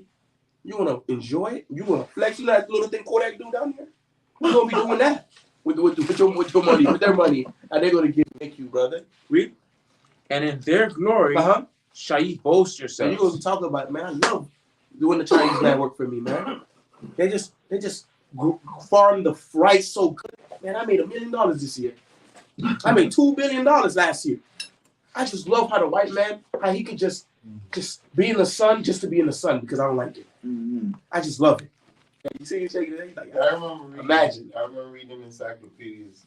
They specifically wanted African slaves. Right. The Indians and the white ones, because they wanted to be indentured servants. They could come into them and say, hey, man, if you take me from wherever in Europe and bring me over here. But the problem was they couldn't stand the work. They would die. Some of them couldn't even make the trip over. Right. But they wanted us. And I can imagine them sitting at the table, man, we got to get the Hebrew slaves. Right. Every nation knows this. If they have our people in slavery, that'll make them prosper. That'll make them prosper. One of the first things Babylon did was what when they had us? Let's get Daniel's 1 and 5 real quick. And we'll go right back to the portion. We still got a lot more. You know, all right? Yeah. So every nation understands this. We're the ones that don't see the value in ourselves. So it goes into Deuteronomy 7:6. Yeah. Let's start from verse. You can start from verse 1. Daniel. Is everybody at Daniel chapter 1? Okay. Daniel chapter 1, verse 1. Go ahead. In the 3rd year of the reign of Joachim, king of Judah, King Nebuchadnezzar, Babylonian, read. King of Babylon, read. Unto Jerusalem, and besieged it. And the Most High gave Jehoiakim, king of Judah, into his hand, with part of the vessels of the house of the Most High, which he carried into the land of Shinar, to the house of his God. And he brought the vessels into the treasure house of his God. And the king spake unto Ashpenaz, the master of his eunuchs, that he should bring certain of the children of Israel. Certain of the children of Israel. Is why they recruit the best, the most educated ones to their schools, the most talented ones to their businesses and their companies, their fields. Read. And of the king's seed, and of the princes, children in whom was no blemish, but well favored, and skillful in all wisdom, right, and cunning in knowledge and understanding, science, and such as had ability in them to stand in the king's palace, and whom they might teach the learning and the tongue of the Chaldeans. So they took the best of our people to be able to use them to build up their empire. Right. That's what they did. Right? And when we go to the kingdom of heaven, we think what we're going to do. We might see a Moabite. They do anime, these little cartoons. You see him? Oh, shoot, man, I want to do a cartoon movie this year. We're going to take him from his people, and we're going to bring him where we at. Not where we at, but he's going to be in the backyard somewhere. And he's going to make us some money. Right? We might see a little Arab. He might be good. You know, they're good at running gas stations. I don't think we're going to be using gas in the kitchen. It's going to be well, a Slurpee shop. You know, they do stuff like that. Right? You might have a business. Like, man, I want to ask for Ishmaelites, you know, stuff from pizza and chicken wings and my hooks in the kingdom of heaven. And you're going to hire the best one to be there and take them in their neighborhoods. But go ahead. I was gonna say something with an example. Like brothers, you don't watch everything with African stuff. A lot of these Edomites in high school, they adopt blacks and Hispanics. Right? Right. We do one. Right. For example, you don't remember Alexi, man. You ever ask him if you ask him about white people, he loves them because his adopted parents are white people. They adopted him so you can go play for a specific school in college, man. They do it all the time. I've seen it all the time in Blaine Chi. Like, for example, St. Thomas Aquinas. That's one of the best high school football teams, man. They got a lot of players from Blaine, Chile. They adopted them. You know? And these guys was like legit. That brother Alexi was the man. He was the man in high school, like in football. So he won. I lost contact with him a long time ago. But he was the man. He probably D1 or probably he didn't make it. But that man was like the talk. And then that a couple of years ever. But they're known for doing that. But let's go right back to the portion.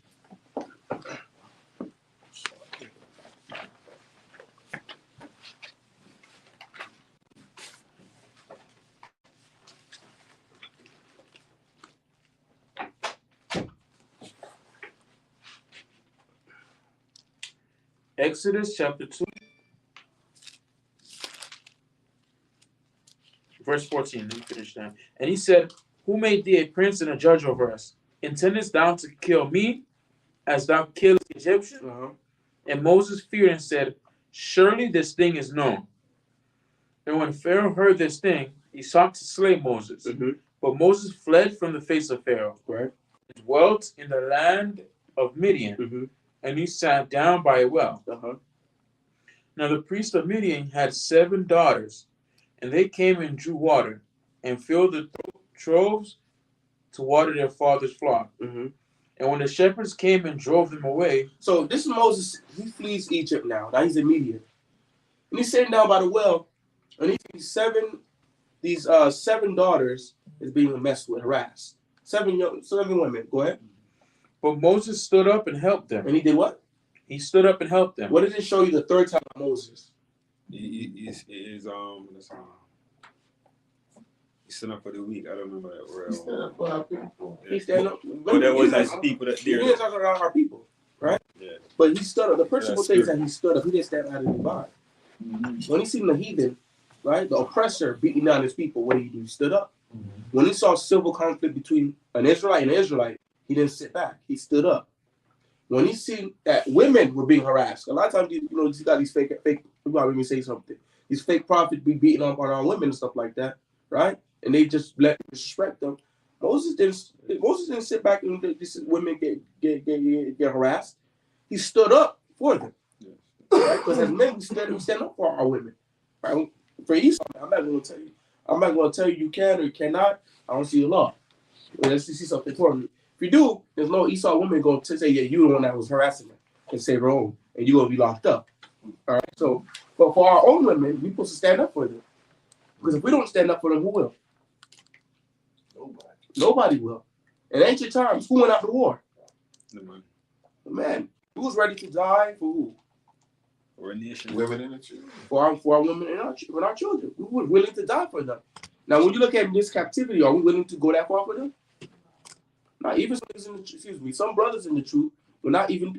They say it, but they will not do it. We have to be willing to die for our women and our children. We have to be willing to go out in the cold for them and go teach for them. We got to be willing to do all of that for them, all the sacrifices. Because they sit back and watch. Yeah, you say you're a prophet. Why don't you listen to Kevin Samuels? He said they made Alexander great, so great, and like he's those ancient Greeks are they honored to be honored, right? And they rather die than dishonor, like death before dishonor. Right. Give me my first Maccabees 3:21. That reminds me of the scripture. those are I can't understand. Those are the characters that they seen from the Israelites. Right. From, Esau don't care if it. Listen, Esau let you put his woman to death. Man. I want you to start from verse 20. First Maccabees 3 and 20. Verse 20. What? They come against us in much pride, Right? and iniquity to destroy us. This is the spirit the Maccabees had, read. And our wives, They came to destroy our wives and our what? and children, And children, and to spoil us. and to destroy us, read. But we fight for our lives. And we fight for our lives, for our women, our children, our livelihood, and what? and our laws. And for the laws of the Most High. We gotta be ready to stand for them. Because a lot of times, I like going into this topic because we gotta reprogram our train of thought. Because during the time of David, right? David had the mighty men. He was in righteousness. Was women destroying the nation of Israel? Yeah. Why? Because they knew their position, they knew their place. Is that why? Why they wasn't? Who did the Most High give him to till the earth and put things in order? The man. Man. David and them put things in order, kept things in order. Solomon and them kept things in order. If we don't set things in order, will it be in order? And if we don't put them in the proper position it's supposed to be in, will they be in order? They will not be in order. Because believe it or not, if 90% of, 60%, 70%, so-called blacks, Hispanics, Native American men said, you know what? We tired of dealing with women that just go like this with their assets on Instagram. What's going to happen on Instagram? They're gonna keep doing it. If 60% of men say we're done dealing with women like that, are they going to keep, or these women going to keep doing it? No, they ain't. The numbers going to dwindle. Because the women is doing it For the men. for the men. They're not doing it for other women. Mm-mm. Let's say, I'll just move up. Let's say 80% of men say, no, we're tired of dealing with women like that. Whores like that. What are the women going to do? They're going to stop doing all those pictures and all that stuff on Instagram, social media. If 80% of brothers say, you know what, I would women who be at Shabbat service.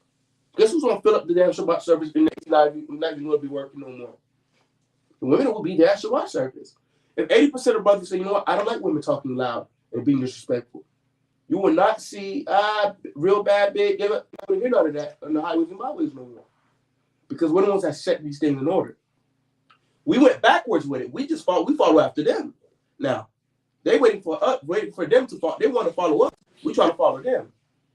We want them to set things up. They don't set the order. We set the order. Mm-hmm. We set the standard. Ain't no woman was gonna call King David a nigga. Ain't no woman was gonna tell David, hey, you know, you need to be this, that. Even before he became the king of Israel. We gotta set that standard and set that order. Let's go right back.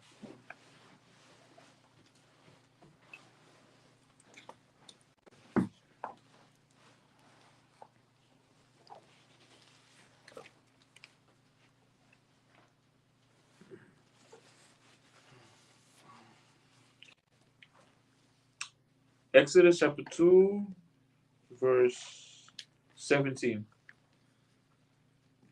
And the shepherds came and drove them away, but Moses stood up and helped water their flocks. Mm-hmm. And when they came to Reuel, their father, he said, how is it that ye are come so soon today? And when they said, an Egyptian delivered us out of the hand of the shepherds, Go ahead. and also drew water enough for us and watered the flock. And he said unto his daughters, where is he?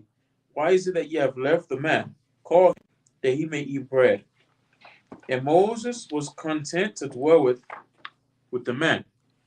And he gave Moses Zipporah his daughter, and she bare him a son. And he called his name Gershom. So Moses ended up having a son. So probably how long time passed so far? At least 9 months. At least 9 months. Time for the baby. Time for the baby. At least almost a year passed. Yeah. This has happened. Yeah. Go ahead. For he said, I have been a stranger in a strange land. Mm-hmm. And it came to pass in the process of time that the king of Egypt died, and the children of Israel sighed by reason of the bondage. Okay. And they cried, Uh-huh. and their cry came unto the Most High by reason of the bondage. By reason of what? by reason of the bondage. So the Most High heard them because of their what? Their cry unto him. So the reason why the Most High is not hearing us is because we're not doing what? We're not crying. We're not remembering we need the Most High. Some of you enjoy 9 to 5s. Some of you enjoy when you when you get your paycheck, some of you probably smile when you have to sign that child support and give it away to that woman. We're not crying to the Most High yet. That's why the Most High like, all right, they still comfortable. Yeah. They'll need me when they need me. Maybe after season 2 or whatever show he watching up there. So okay. And the Most High heard their groaning. Uh-huh. And the Most High remembered his covenant with Abraham, with Isaac, and with Jacob. And the Most High looked upon the children of Israel. The Most High had respect unto them. Go ahead.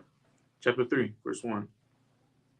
Now Moses kept the flock of Jethro, his father-in-law, the priest of Midian. And he led the flock to the backside of the desert, and came to the mountain of the Most High, even to Horeb. And the angel of the Most High. And the who? And the angel of the Most And the High. what? And the angel of the Most And High. the angel of the Most High. Did it say the Most High? It says the angel of the Most High. Read. Appeared unto him in a flame of fire out of the midst of a bush. So what was this flame of fire? Chariot. It was a chariot? A flame of fire. It didn't say a cloud. It said it appeared out of from where? Read it again. And the angel of the Most High appeared unto him in a flame of fire out of the midst of a burned bush. Of what? Of a bush. Of a bush. So what was going on with the bush? It was just a light. It was just a light. Why? How do you say that? Because that's how they describe fire in those times. Right. There was no FPL during that time. So that's something strange. So they're describing it to the best of their ability. Just like in Revelations when it talks about that, the locusts, like hair, and the teeth of lions, and etc. And it was able to sting. It's talking about those ancient fighters just they were using in that World War. They're just describing to the best of their ability. Go ahead. Don't worry, we'll do a class on that. That class is coming. I already know that class is coming. Go ahead. And he looked, and behold, the bush burned with fire, and the bush was not consumed.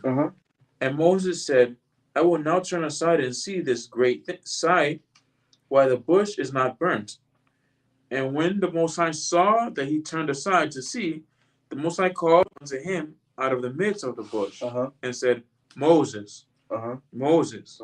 And he said, Here am I. And he said, Draw not nigh hither, put off thy shoes from off thy feet, for the place wherein thou standest is holy ground. So the Most High told him to take off his shoe because it's a sanctified area. Go ahead. Moreover, he said, I am the Most High power of thy father, the power of Abraham, and of Isaac, and the power of Jacob. Go ahead. And Moses hid his face, for he was afraid to look upon the Most High. Go ahead. And the Most High said, I have surely seen the affliction of my people, which are in Egypt, and have heard their cry by reason of their taskmasters. For I know their sorrows. And I am come down to deliver them out of the hand of the Egyptians. So what's going on with Abraham, with the prophecy the Most High gave Abraham? What part are we at right now? What part are we at? Let's get Genesis 15:13. What part of that prophecy? We're at Genesis 15:13. Now God revealing himself back onto the people through Moses. And Moses is getting instruction, about to start getting instruction. Let's get 15:13. Go ahead. And he said unto Abraham, Know of a surety that thy seed shall be a stranger in a land that is not theirs. When did this happen? So when you see prophecies in the scriptures, this is a little help right here. Sometimes brothers might see a verse that says a burning in the south, and you might see South America forest burning in fire. You say, "Oh, that's a prophecy being fulfilled." No, you have to make sure it passes that checklist. So when did this happen right here? Read that again. And shall serve them, and they shall afflict them. Read it again. And he said unto Abraham, Know of a surety that thy seed shall be a stranger in a land that is not theirs. So when did that happen? That there should be a stranger in a land that's not theirs. When did that happen? Everybody should have notes. That's the first time we went into Egypt. Exactly. How many people went in there with us the first time? He said 70 souls. Go ahead. And shall serve them. And shall what? And shall serve them. And they shall afflict them And shall what? 400 years. When did this happen? In Egypt. When it was in Egypt, around what time? What chapter? 40, Genesis 40 to 50. When they started afflicting them? They didn't start afflicting them away. Exodus. The first chapter. First chapter. Yeah. When they see that we was doing what? Multiplying and increasing. That's when this started happening. This started transitioning to this part. Go ahead. No, I'm listening. Okay, good. Go ahead.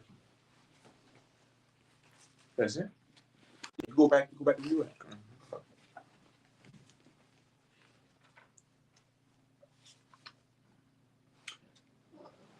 Verse 4. Exodus 3 and 4. When Moses saw that he turned aside, the Most High called unto him out of the midst of the bush and said, Moses, Moses. And he said, Here am I. And he said, Draw not nigh hither, put off thy shoes of thy feet, for the place wherein thou... Verse 8. Verse 8.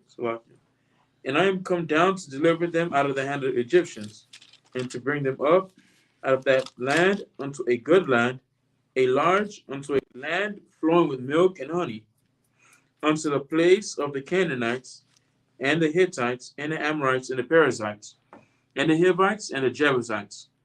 Now therefore, behold, the cry of the children of Israel is come unto me, and I have also seen the oppression where the Egyptians oppress them. Come now therefore, and I will send thee unto Pharaoh, that thou mayest bring forth my people, the children of Israel, out of Egypt. And Moses said unto the Most High, Who am I, that I should go unto Pharaoh, and that I should bring forth the children of Israel out of Egypt? And he said, Certainly I will be with thee, and this shall be a token unto thee, that I have sent thee when thou hast brought forth the people out of Egypt, and ye shall serve the Most High upon this mountain.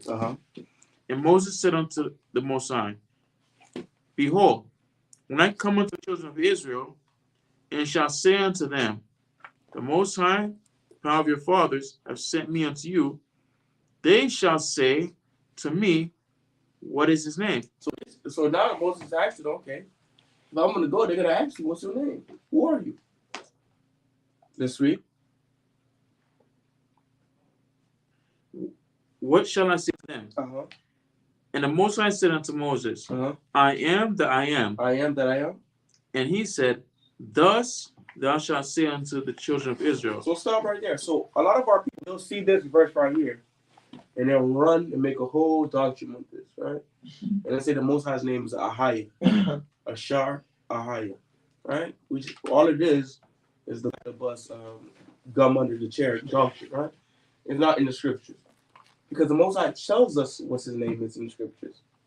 So let's get Judah. We're gonna get the word Judah in the Bible first, and we're gonna go into it. And it's very important that we know the Most High's name. I want you to give me Acts 4:12 first. Let's start with 11.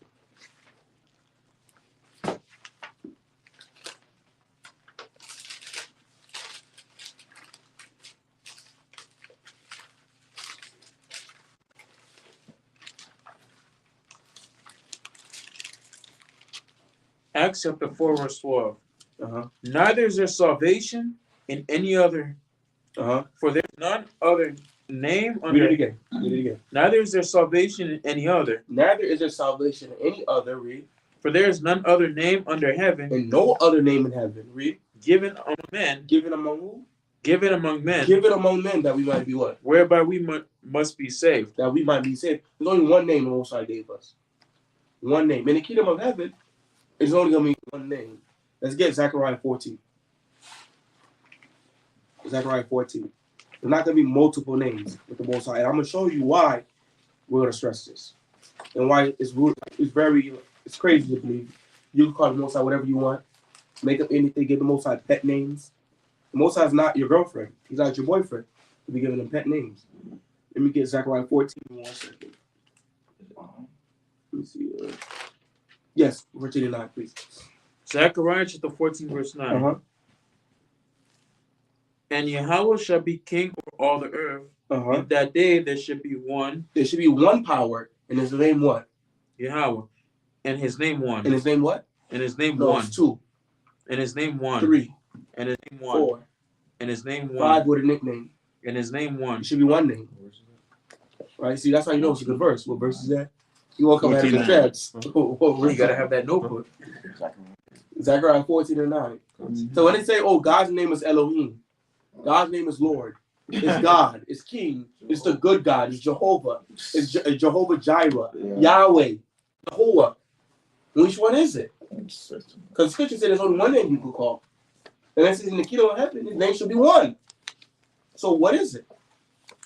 Let's get Isaiah 12. We're going to look at something too. And we're going to go right into it and dissect it. And we're going to get Yahweh's name too. Let's get Isaiah 12.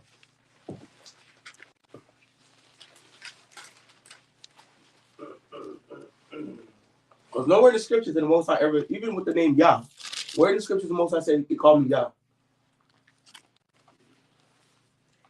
I'm just, I know you're still a little newer to the truth. Oh, Isaiah 12. No, but you should ask the question. Oh, I said, where in the scriptures the Most High said call him Yah? But y'all, it's Psalms YAH. 68. You just said just call him YAH? I don't know. I think they transliterated that. I'm not sure. That's a question. Nowhere in the scripture Most High say just call me Yah. Right? You may have a girlfriend. She might say call you. I feel like you're Donald, right? Yeah. She might say Don. Cut your name short, right? You may have your wife might call you Matt, right? Your family Mo. That's not your name. It's a nickname. We don't give Most High nicknames. Go ahead. So Isaiah Chapter 12. 12 and I want you to start from verse 2. 2. Let me show you something. Go ahead. Behold, the Most High is my salvation. No, read it as it's written. Behold, God is my salvation. Society is saying his name is God. That's one name already. Read. I will trust and not be afraid. Uh-huh. For the Lord Jehovah. Stop. For the who? For the Lord. For the Lord. Isn't that what they say his name is? Isn't that 2 names right already? Read. Jehovah. Jehovah. Is that the third one, right? Read. Is my strength. Uh-huh. And my song. So there's 3 names right there. Which one is it? God, Lord, and Jehovah. Which one is it? Scripture says his name should be one. And in Acts it says only one name should call him. Which one is it? And they say Ashaya, Ahar. I don't know what the hell the other one is. Ashar, whatever. So which one is it? Is it Yah? Is it Lord? Is it God? Is it Jehovah? Is it Jehovah Nisi? Which one is it? Let's get Acts 1. This is why it's very important for us to go back into the Hebrew. Because the Hebrew is our language. When this Bible was written, when these records was written, it was written in what? Was it not written in Hebrew? So we should go back into the Hebrew. That's what we should go back to. If you have a brother from Haiti and his name is Pierre, Pierre's how you say, let me use another John, right? In Haiti, John is Jean, right? In America, it's John. And some of the Spanish countries is what? Juan. If you call a brother from Haiti Juan, is he gonna think you're talking to him? Because his name is Jean. If you call him John, is he gonna think you're talking to him? No, that's not his name. It's Jean. In his language, Jean. That's what it is. In Hebrew, the Most High have his name. He have his set name. That's what it is. That's the name that was given to us. Let's go right to it. I want you to go in Acts 22 and 1. Acts chapter 22, verse 1. Go ahead. Men, brethren, and fathers, read. Hear ye my defense. Is everybody at Acts 22 1? Say, come on, if you're at Acts 22. I mean, Acts 22 and 1.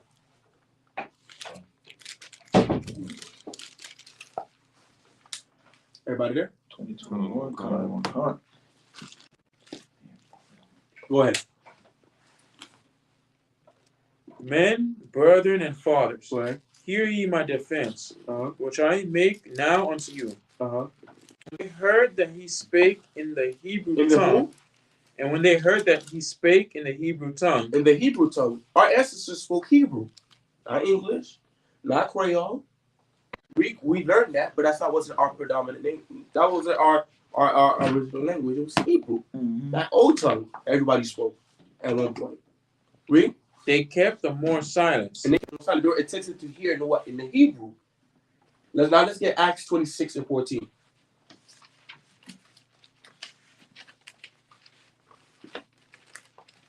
Acts 26 verse 14. Everybody at Acts chapter 26 and verse 14. Go right ahead. And when we were all fallen to the earth, This is Paul at this time. Read. I heard a voice speaking unto me, Right. and saying, in the Hebrew tongue. In the what? In the Hebrew tongue. Paul spoke many languages, did he? Gone. He spoke many languages. Why did Yahushua feel necessary to speak to him in Hebrew? Why was Yahushua still speaking Hebrew? Let's speak in Hebrew where? Still speaking Hebrew right now. Not speaking any unknown language, make up language, or mystic language, no clicking language. He got spoke Paul in a Roman tongue if you wanted to. Go ahead. Saul, Saul, why persecutest thou me? It is hard for thee to kick against the pricks. So stop. So he spoke to him in Hebrew. So we already identified his one name. Only one name to call. One name it should be. So let's find out what his name is. And we're going to go into the Hebrew. Let's get Psalms 83. I believe it's 19. Psalms 83, 19. We're going to put the blue letter Bible up on the screen.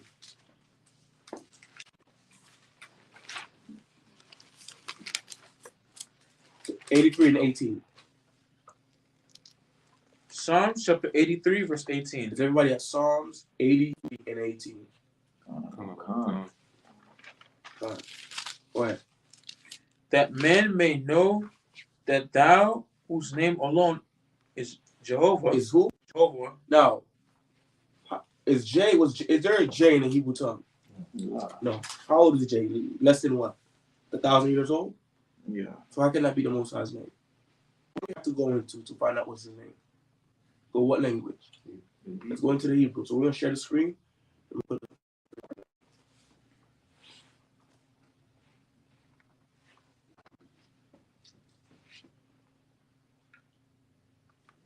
So if everybody could see what we have right here in the blue letter, see the characters in the modern Hebrew. I don't know if you want to give some ground on the modern Hebrew and how these words are pronounced and etc.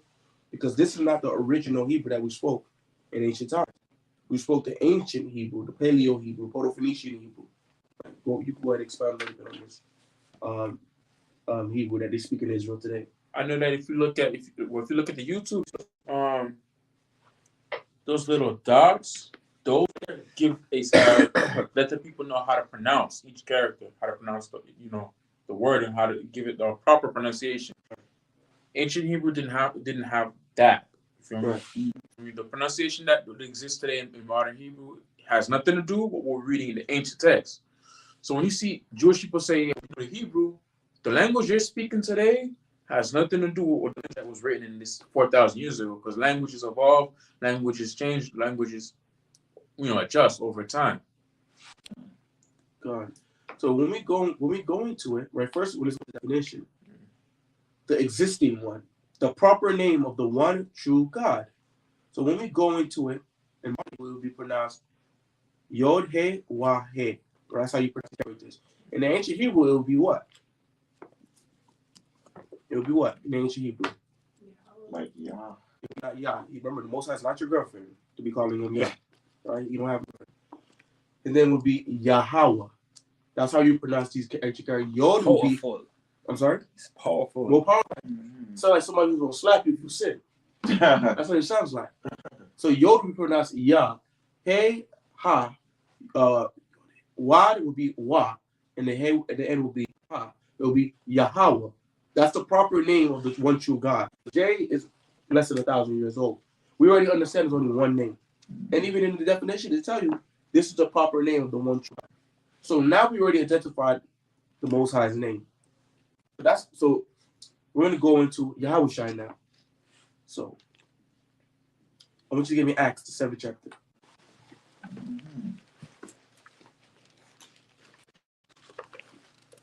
Yeah, Acts, the 7th chapter. One second, we get right here.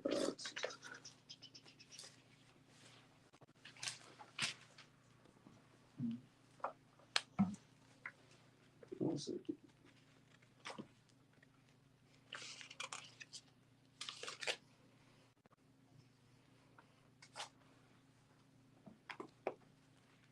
Give me Acts 7:44.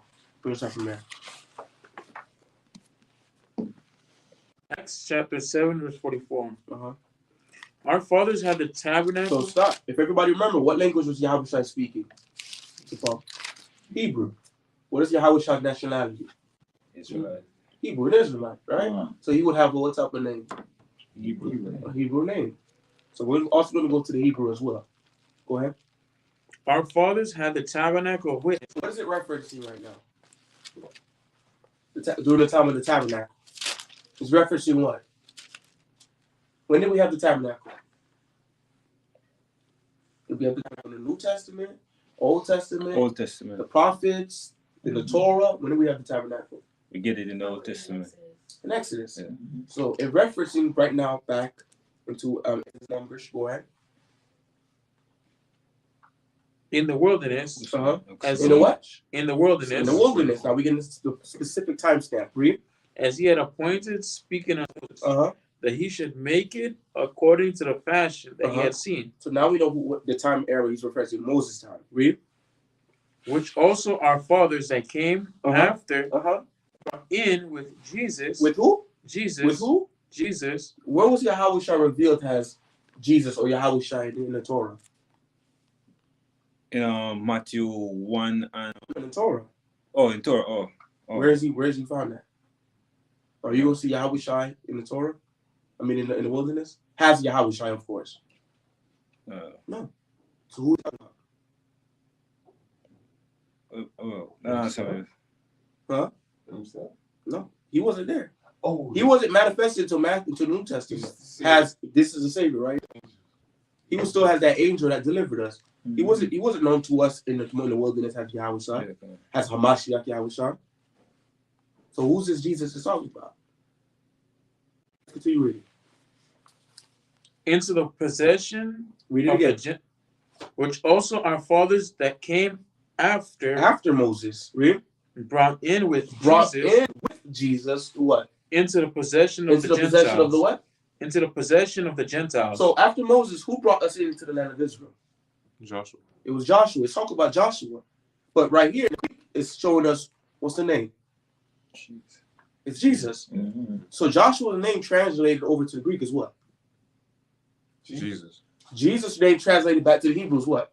Joshua. So we're going to go into the Hebrew, look at the characters, and we're going to see what that name is. Mm. Let's get Joshua 1:1. Just prove this is Joshua. Mm-hmm.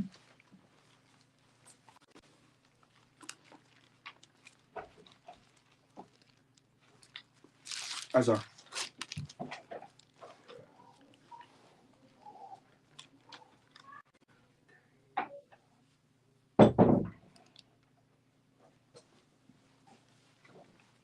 Everybody at Joshua 1:1? Go ahead.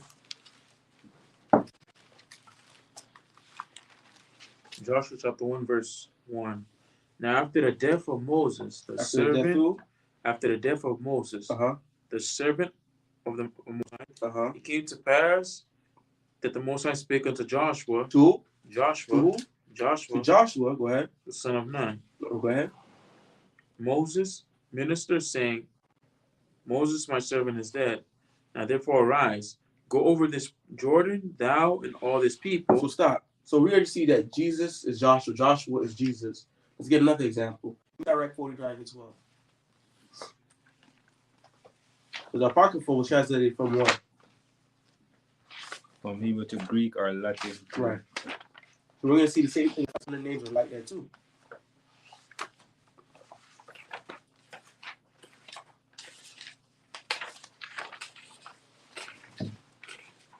And we're going to go right into the book for this now. After this. Let's get Sirach 49:12. Sirach chapter 49, verse 12. Right? Everybody at Sirach 49:12?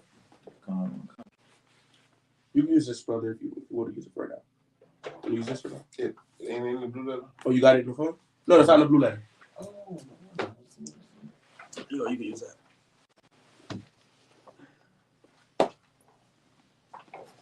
Everybody ready? All right, go right ahead. So was Jesus, Joseph, Who in their time? Jesus, the son of who? Josedek. Now it's referencing something back to the prophets. Read. Who in their time builded the house. The building of who? The temple. Who built up the second temple? Who was some of the prophets around that time? Nehemiah, Ezra. Who else? Jeremiah. Zechariah. Second temple. Zechariah. Who else? So one of them start with a Z. Zephaniah. Mm-hmm. What's Zephaniah? Somebody was a Z. Who was the governor during that time? Zerubbabel. Who was Zerubbabel's right hand man? Two and two. That means the thing we talked about in our meeting that everybody should gotta start reading what? A little something every day. Everybody gotta read a little something every day. Because some of these books we don't get a chance to really go over them during the portion. So it's good to read them when you're at the crib. When you come to the portion, then we're able to go over some of these questions. Haggai chapter 2 verse 2. Speak now to Zerubbabel the son of Shealtiel, governor of Judah, and to Joshua. And to who? Joshua. And to Joshua. Remember that who's he the son of in the Apocrypha? The son of who? The son of Josedek. The son of who? The son of Josedek. So Jesus in Sirach 49 is who? When it's translated in the Old Testament, translated from the Hebrew, it's who? Joshua the son of Josedek. This Joshua son of Josedek is who in the Sirach? Jesus, the son of Josedek. It's the same thing. So let's go into the Hebrew now. Put it in Joshua. Let's go back to Joshua 1:1 real quick. Everybody should be able to see it on the screen on the YouTube. We're gonna sign it out. Because Yahweh have many titles. That's what we got to remember. The Most High have many titles. The God of War, right? The God of Israel, the King of Israel, the Holy One of Israel. Ancients of Days. Ancients of Days.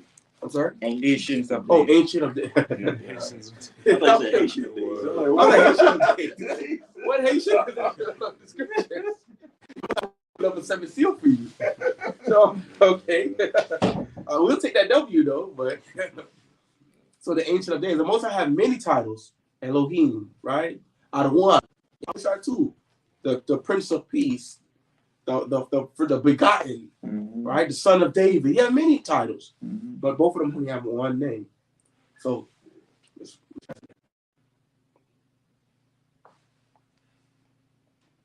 when we go into the Hebrew, the name means Jehovah, or what is the true name there is what? Yahweh's what? It's Yahweh. Jehovah is Yahweh. We just went over it, right? Yahweh is salvation, or Yahweh's salvation. So what would be Yod, He, Wad? I believe it's how you say this, the shine in the modern Hebrew? The what? The shot. I think it's short. It will be Yahweh Shai in the ancient Hebrew. That would be the true name of the Messiah, Yahweh Shai. If he had any name, if it had to be English, it wouldn't be Jesus, it would be Joshua, if anything. So his name would be Yahweh Shai. Some people pronounce it Yahusha. And that's not his name. His name is not Yahweh Shai. His name is not Son of Yah. That's not his actual name, that's his title. Yeah. There's no different than the Most High's name is not Yah, it's Yahweh. So let's go right back. Let's go right back to the portion. Everybody understand?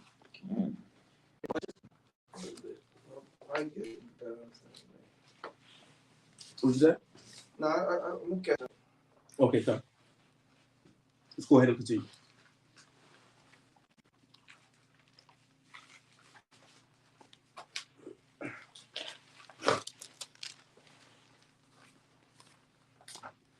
Exodus chapter 3 verse 15.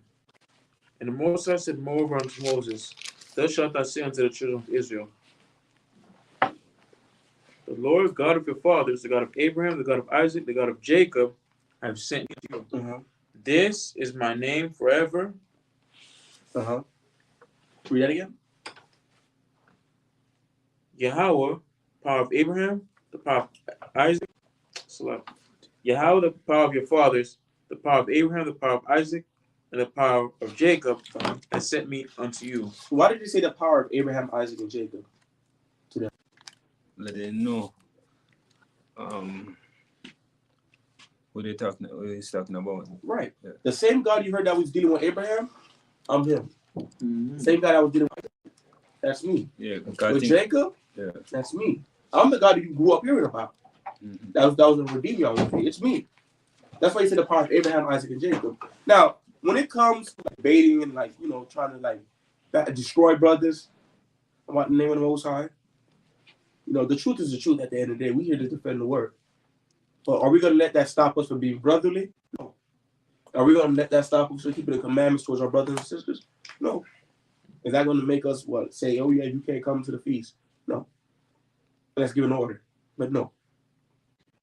What's more important is, are you talking about the power of Abraham? And matter of fact, it happened to me last night with a brother, the Benjamin brother I was talking to. He said another name. I said, you talking about the power of Abraham, Isaac, and Jacob, right? Yeah. I'm talking about him too. So we're talking about the same power. So we're on one accord there. So as long as they talk about the power of Abraham, Isaac, and Jacob, there's no point of contention. But if they're saying it is Ahaya, Ashar, Ahaya, Mahaya, Luhua, whatever, then we have a problem. Now we got to go to the scriptures. And we got to find out what's false and what's true. Mm-hmm. So let's go right back. It kind of like, you know, the capital going to the Hebrew in verse 15, where he says, the Lord there says, Yahweh, the power of your fathers, you know? So he's making emphasis on that in his name. He's in capital letter too. So, Right. Yeah. Well, that's a bad point. Because in Hebrew, is there capital or lowercase? Is there capital? I remember. I got Capital in Hebrew. In ancient Hebrew, is there capital or lowercase?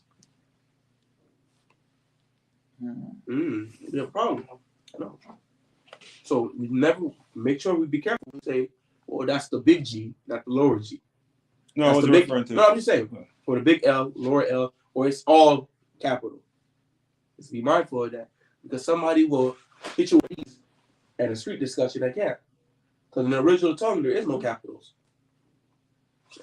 Gotta be mindful. Okay. Well, I mean, isn't there a difference though in the Hebrew when it's a difference between the capital, all capital Lord, and just LORD? Sometimes you could find it in with the lower too. So I would have to look. I don't know the verses off the very off the top. But in the original language where these things were written, where these manuscripts were found at, there is no lowercase. Well, we're not just to make a point that there's a higher uppercase and lowercase in the Hebrew, but when you're translating it from the English, it would distinguish what's the capital, all capital Lord, and the lowercase. Like, for example, when David said, "Lord unto my Lord," Yeah. Right. Yes, sir. you know, it's one Lord is all caps, and then there's one is just capital LORD. I believe the all caps Lord is. Right. Mm-hmm. So I was just, making that point that it will come up.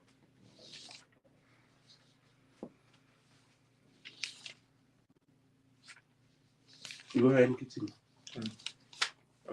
Exodus chapter 3, verse 16.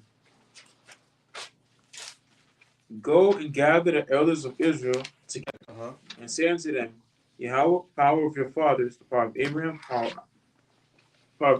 of Isaac, and of Jacob, appeared unto me, saying, I have surely visited you, and seen that which is done to you in Egypt. Go ahead.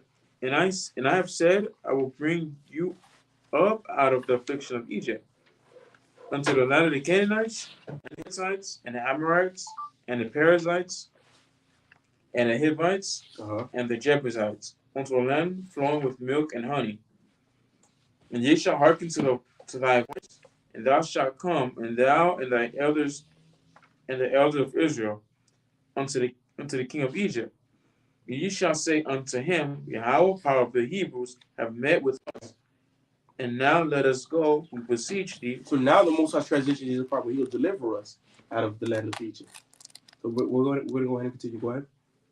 3 days journey into the wilderness, that we may sacrifice to the Most High power.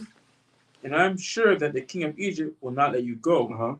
No, not by a mighty hand. And I will stretch out my hand and smite Egypt with all my wonders, which I will do in the midst thereof. And after that, he will let you go. And I will give this people favor in the sight of the Egyptians, And it shall come to pass that when ye go, ye shall not go empty. So what is the game plan that Moses has given so far? So he's telling Moses everything that's going to take place. So what's going to happen according to plan?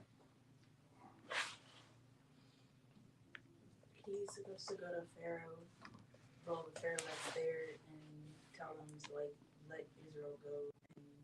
And the Most High is gonna like basically harden his heart or like keep his mind set and not letting him go. That's right. The Most High going to harden his heart. So who kept that mindset on him? The Most High. Yeah. Who could soften somebody's heart? The Most High. The Most High is in control of both of that. So when we look at the condition that we're in, so who has presses on our neck like this? The Most High. The Most High. Who could make him soften up on us? Most High. The Most High. Who could make you hardened against the truth? Most High. Who could make you soften against the truth? Most High. Because the truth was in here until the Most High said, you know what? It's time for him to wake up. And now he made you stop being ignorant to the truth. So, yes. That's Proverbs 21. Yes, let's get Proverbs 21. Let's get 21. Mm-hmm. Let's get Proverbs 21.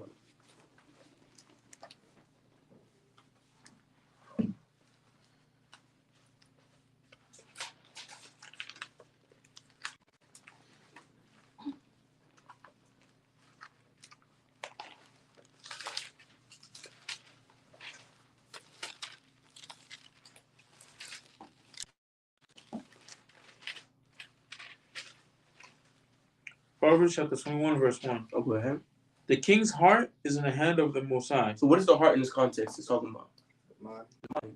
Your mind is in the hands of the Most High. Go ahead. As rivers of water, Uh-huh. he turneth it Uh-huh. whithersoever he will. You do whatever you want to do with it. Mm-hmm. If you want to go this way, but the Most High wants to go that way, which way you going? If the Most High says you're going to wear all white today, but you want to wear all colorful, what's going to go down? You wearing all white. Only in our minds, it's the illusion that we do whatever we want to do when we feel like doing it. Everything you do is according to the will and instruction of the Most High God. He does it how he feels. Everything that we're going on right now, is it through the will of the white man that is America got so great? Us coming over here? The Most High been told us the game plan that we'll be in slavery in Deuteronomy 20, that this would happen to us. He been said America will be established in Daniel and etc. And then he said what would happen to it will be destroyed. Everything that's happened is according to his will, his plan. So let's go back to Exodus, not to go too much into the topic.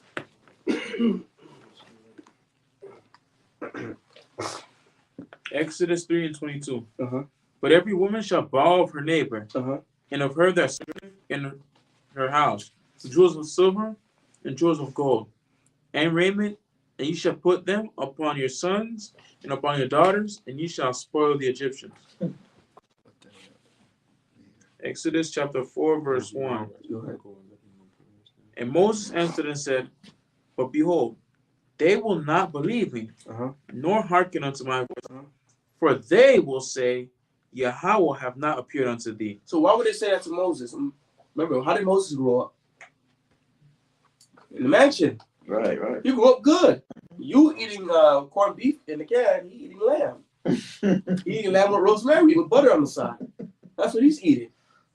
So they're gonna look at Moses like, out of all of us that was getting back to be there. So you telling me the God that we heard our father Abraham, Isaac, and Jacob spoke about went to you and not to us, and we're the ones that stayed in this thing. Mm-hmm. You weren't. He came to you and not us, the Egyptian killer. Go ahead. No different to when people go to church for like the whole life, third generation pastors. See, he gave you all of this wisdom. Right. And my grandma, my great grandmama, big mama was going to church, and God didn't show this to her. They won't believe it. Mm-hmm. It's the same mindset. Go ahead. And the Most High said unto him, What is that in thine hand? Uh-huh. And he said, A rod. And he said, Cast it on the ground.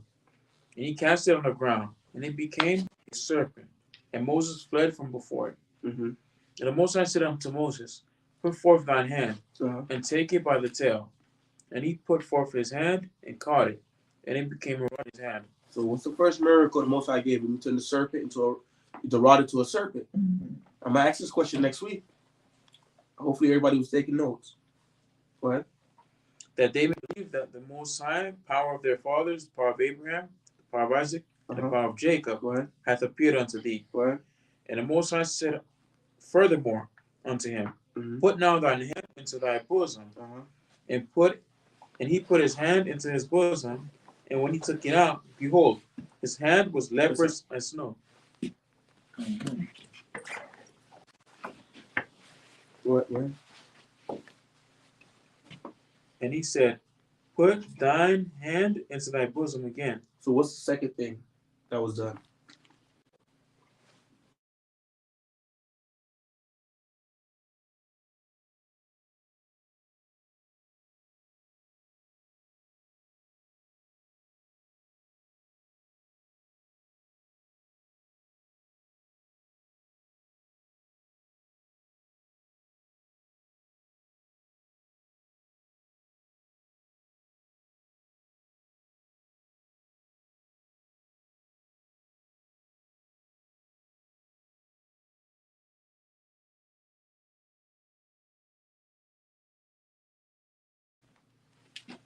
Okay, the rod turned into a serpent. What else?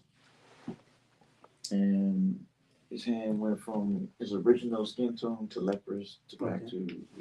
Okay, go ahead and continue. Can I ask another question? So you ever watch many of these Ten Commandments movies? And which of these two miracles do they like showing, and the other one they like omitting? The one with the hand. They always take that one out. Why? Yeah. Okay, I got a question here now. They're always debating about the ruddy thing, about red, ruddy, whatever. But then they say that it's proof that lepers, like they say that their skin is a curse because he called it a curse, like you know what I'm saying? He called it here when he did that miracle right there. So,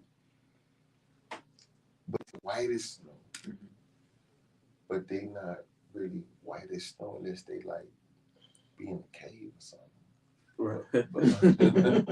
But other than that, they just like reddish, you know, like pale looking or whatever. But I mean, it can get some people like to split hairs like that. It's something that in my little journey, just the militant one, and a lot of times they defend them. They be trying to say this ain't true because of that. They use those type of scriptures to twist to try to tell you, like, man, I'm telling you, man, that color thing has been an issue to try to deceive people. It'd be in the movie. It'd be more difficult to show leopard when they already Exactly. Yeah. Unless I'm over block. I'll get what he's saying. I like that point right That's there. great. I like that. How they gonna change? They already Caucasian already. Cause they don't let us play that part. Right. You don't get to play that part. Right. So I ain't gonna be like, nah. I remember we were talking about this earlier in the week, Tamaya. How they want to be everything. They want to be the fairies. They want to be the. Let me just see the text. They want to be the fairies, the mermaids, they want to be everything. Right. But they don't want to be. They want to claim and boast that they're the Edomites.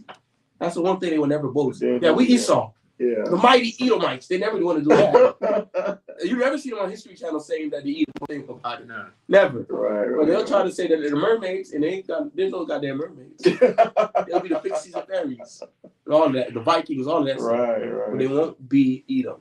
Yeah, they're Roman, Greek, and they won't go further than that. Say it. We the mighty Edomites, the people that hated the Israelites. We them. Thing though, the whole thing with the white as snow, they themselves call themselves white as snow. Like they have, they literally call it white.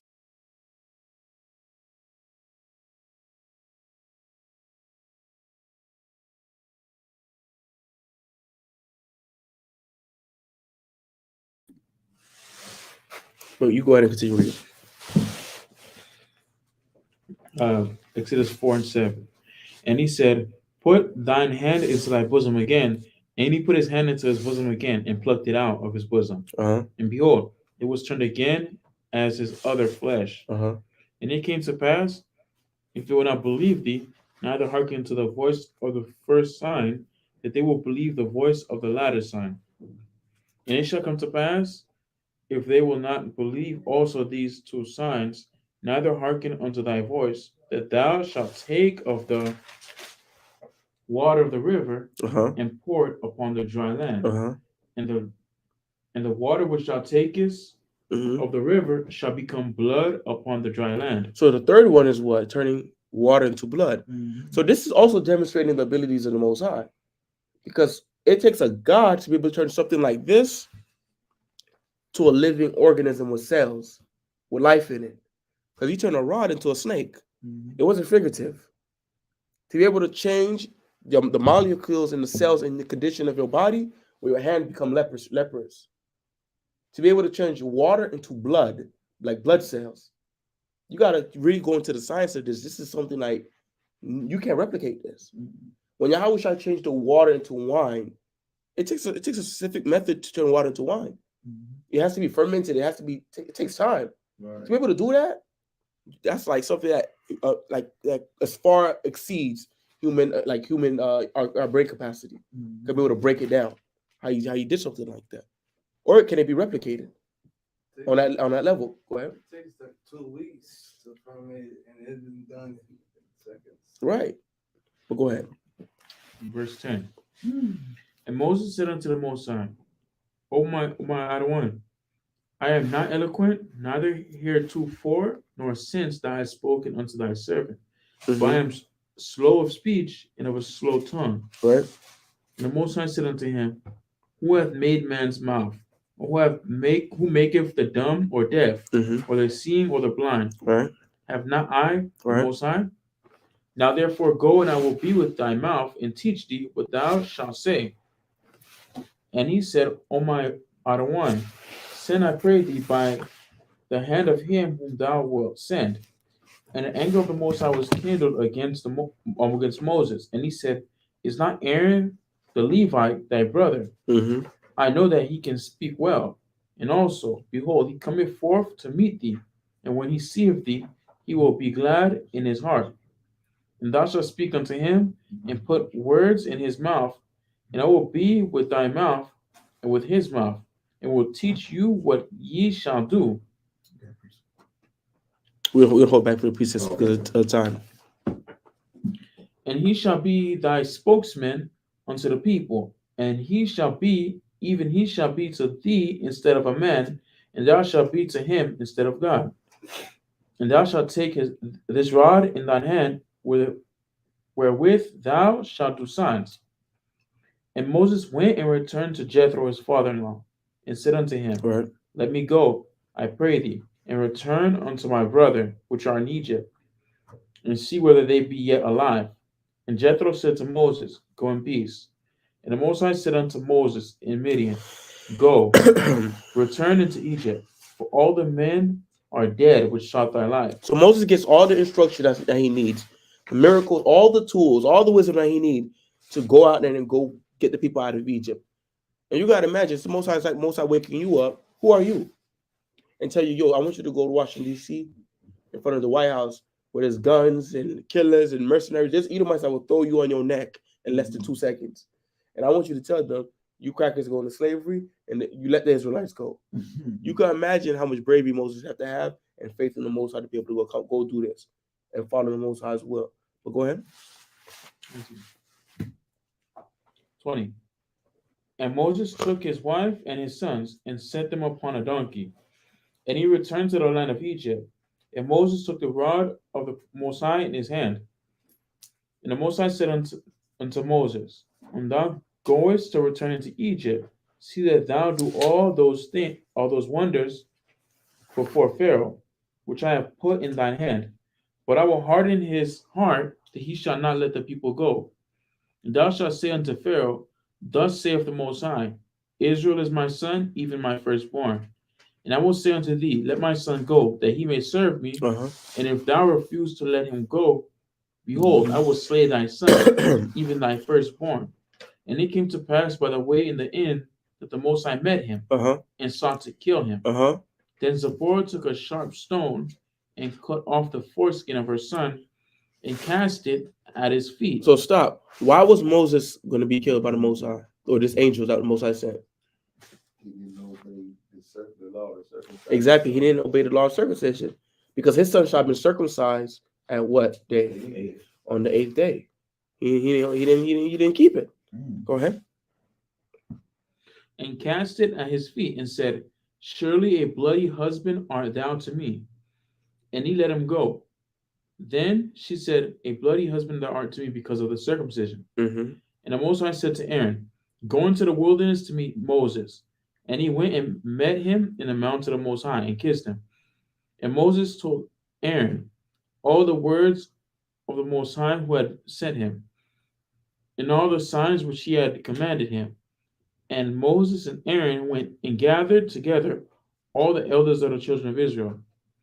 And Aaron spake all the words which the Most High had spoken unto Moses, and did the signs in the sight of the people. And the people believed. And when they heard that the Most High had visited the children of Israel, Mm-hmm. and that he had looked upon their affliction, then they bowed their heads and worshipped. Go ahead, chapter 5. Chapter 5. And afterward Moses and Aaron went in and told Pharaoh, Thus saith the Most High, the power of Israel, let my people go, that they may hold a feast unto me in the wilderness. Mm-hmm. And Pharaoh said, Who is the Most High, that I should obey his voice to let Israel go? Uh-huh. I know not the Most High, Uh-huh. neither will I let Israel go. So he refused off rip, and according to the Most High's plan. Go ahead. And they said, The power of the Hebrews hath met with us. Let us go, we pray thee, 3 days' journey into the desert, and sacrifice unto the Most High power, lest he fall upon us with pestilence, or with the sword. And the king of Egypt said unto them, Wherefore do ye, Moses and Aaron, let the people from their works? Get you unto your burdens. And Pharaoh said, Behold, the people of the land now are many, and ye make them rest from their burdens? Go ahead. And Pharaoh commanded the same day the taskmasters of the people and their officers, saying, Ye shall no more give the people straw to make brick, as heretofore. Let them go and gather straw for themselves. So he said he's making things difficult. When the Most High says the deliverer to go tell them, yo, you need to let the people go, prophesy against them. Now they make things difficult. Just like you could kind of see that going on right now. As we start waking up, are they trying to make things more difficult for us and raising up the rent? Minimum wage is still on the low. Food is going up. Because now they feel like, okay, y'all niggas want freedom now. Y'all want to be the Israelites again now. Okay. Okay, so I'm going to raise up the eggs to $12. I want to see how much you're going to say that kum yasha'ala thing that y'all say for my business. Oh, really? Oh, you got to send me that article. Send it to you. All right, God. Put it in the chat. Because right now we're seeking freedom because we're tired of oppression. So you know what he's going to do? He's going to increase oppression to get your mind off freedom. Now, when you got to pay 3 bands for a rent, excluding electricity and the utilities, and you only make $15 an hour, I don't think freedom will be on your mind as much. Yeah. Go ahead. And the tale of the bricks which they did make heretofore, you shall lay upon them, you shall not diminish aught, therefore, for they be idle. Therefore they cry, saying, Let us go and sacrifice to our power. Let there more work be laid upon the men, that they may labor therein, and let them not regard vain words. And the taskmasters of the people went out and their officers, and they spake to the people, saying, Thus saith Pharaoh, I will not give you straw. Go ye, get you straw where ye can find it. Get not aught of your work shall be diminished. So the people were scattered abroad throughout all the land of Egypt to gather stubble instead of straw. And the taskmasters hasted them, saying, Fulfill your works, your daily tasks, as when there was straw. And the officers of the children of Israel, which Pharaoh's taskmasters had set over them, were beaten and demanded, Wherefore have ye not fulfilled your task in making brick both yesterday and today, as heretofore? Then the officers of the children of Israel came and cried unto Pharaoh, saying, Wherefore dealest thou thus with thy servants? There is no straw given unto thy servants, and they say to us, Make brick, and behold, the servants are beaten. But the fault is in thine own people. Right. And he said, Ye are idle, ye are idle. Y'all being lazy. Mhm. You lazy. Go ahead. Therefore ye say, Let us go and do sacrifice to the Most High. Go ahead. Go therefore now and work, for there shall no straw be given you, yet shall ye deliver the tale of bricks. And the officers of the children of Israel did see that they were in evil case after it was said, Ye shall not diminish aught from your bricks of your daily task. And they met Moses and Aaron, who stood in the way as they came forth from Pharaoh. And they said unto them, The Most High look upon you and judge, because ye have made our Savior to be abhorred in the eyes of Pharaoh and in the eyes of his servants, to put a sword in their hand to slay us. And Moses returned unto the Most High and said, Adawan, wherefore hast thou so evil entreated this people? So Moses is going back and saying, listen, why did you decide to do this? Because things are getting worse. Because when we're getting free from this captivity, because the process of the time we try to make sure we go back on the precepts. When we're getting free from this captivity, we got to expect it's not going to be an easy thing. We got to understand it's not going to be a soft process, an easy, smooth thing. It's going to be a difficult thing. It's going to be hard times that's going to come. It's going to be things that challenge your faith in the Most High, as men and as women. Because we want to be a nation. It takes work to build a nation. It takes work to become a nation. Go ahead. Why is it that thou hast sent me? For since I came to Pharaoh to speak in thy name, ye have done evil to this people. Right? But Moses is talking like he don't know the game plan already. Verse 23. Neither hast thou delivered thy people at all. So he acted like he's not faith no more. And the Most already told him. It's like a new show's coming out. Anybody ever see Last Among Us? The Among Us, the show with the guy with the girl. Yes, The Last of Us, right? Anybody ever see that commercial? No? Anybody know House of the Dragon? Game of Thrones, House of the Dragon. Nobody watch that? Nobody watch BMF? You watch BMF, right? Okay. It's like season 2 comes out. You don't know what's going on in season 2. But the Most already told me how everything's gonna play out and who's gonna die and how they're gonna get caught. I have no reason to sweat, right? You may probably think about how Lamar is gonna mess them boys up at the end of season episode 2. Most already revealed it to me. I have no reason to worry about it. I already know how everything's gonna go down. You don't. No. Moses is in a seat where he knows how the whole thing's gonna play out. So why is he going back asking the Most High all these questions and questioning the Most High like he don't know what the Most High just told him what's gonna happen? And who's hardening Pharaoh's heart? It's the Most High who did it. But let's give the Most High a round of applause for the Torah Portion. God, all praise be to the power of Abraham, Isaac, and Jacob, for surely in mercy and do it forever. I pray that everybody was able to get edified with this afternoon's Torah Portion. I pray that you're able to use this wisdom, study it, go over these lessons, go over the last portion, go over this portion, and be able to apply this wisdom, knowledge, understanding on your own personal lives. All right? So because of the process of the time of our reservation for this venue, we're gonna throw up the prayers, and we're gonna try to do it in brother and sit there for a little bit. All right. Imajam Wapanya Hakwadam. Rise and please cease.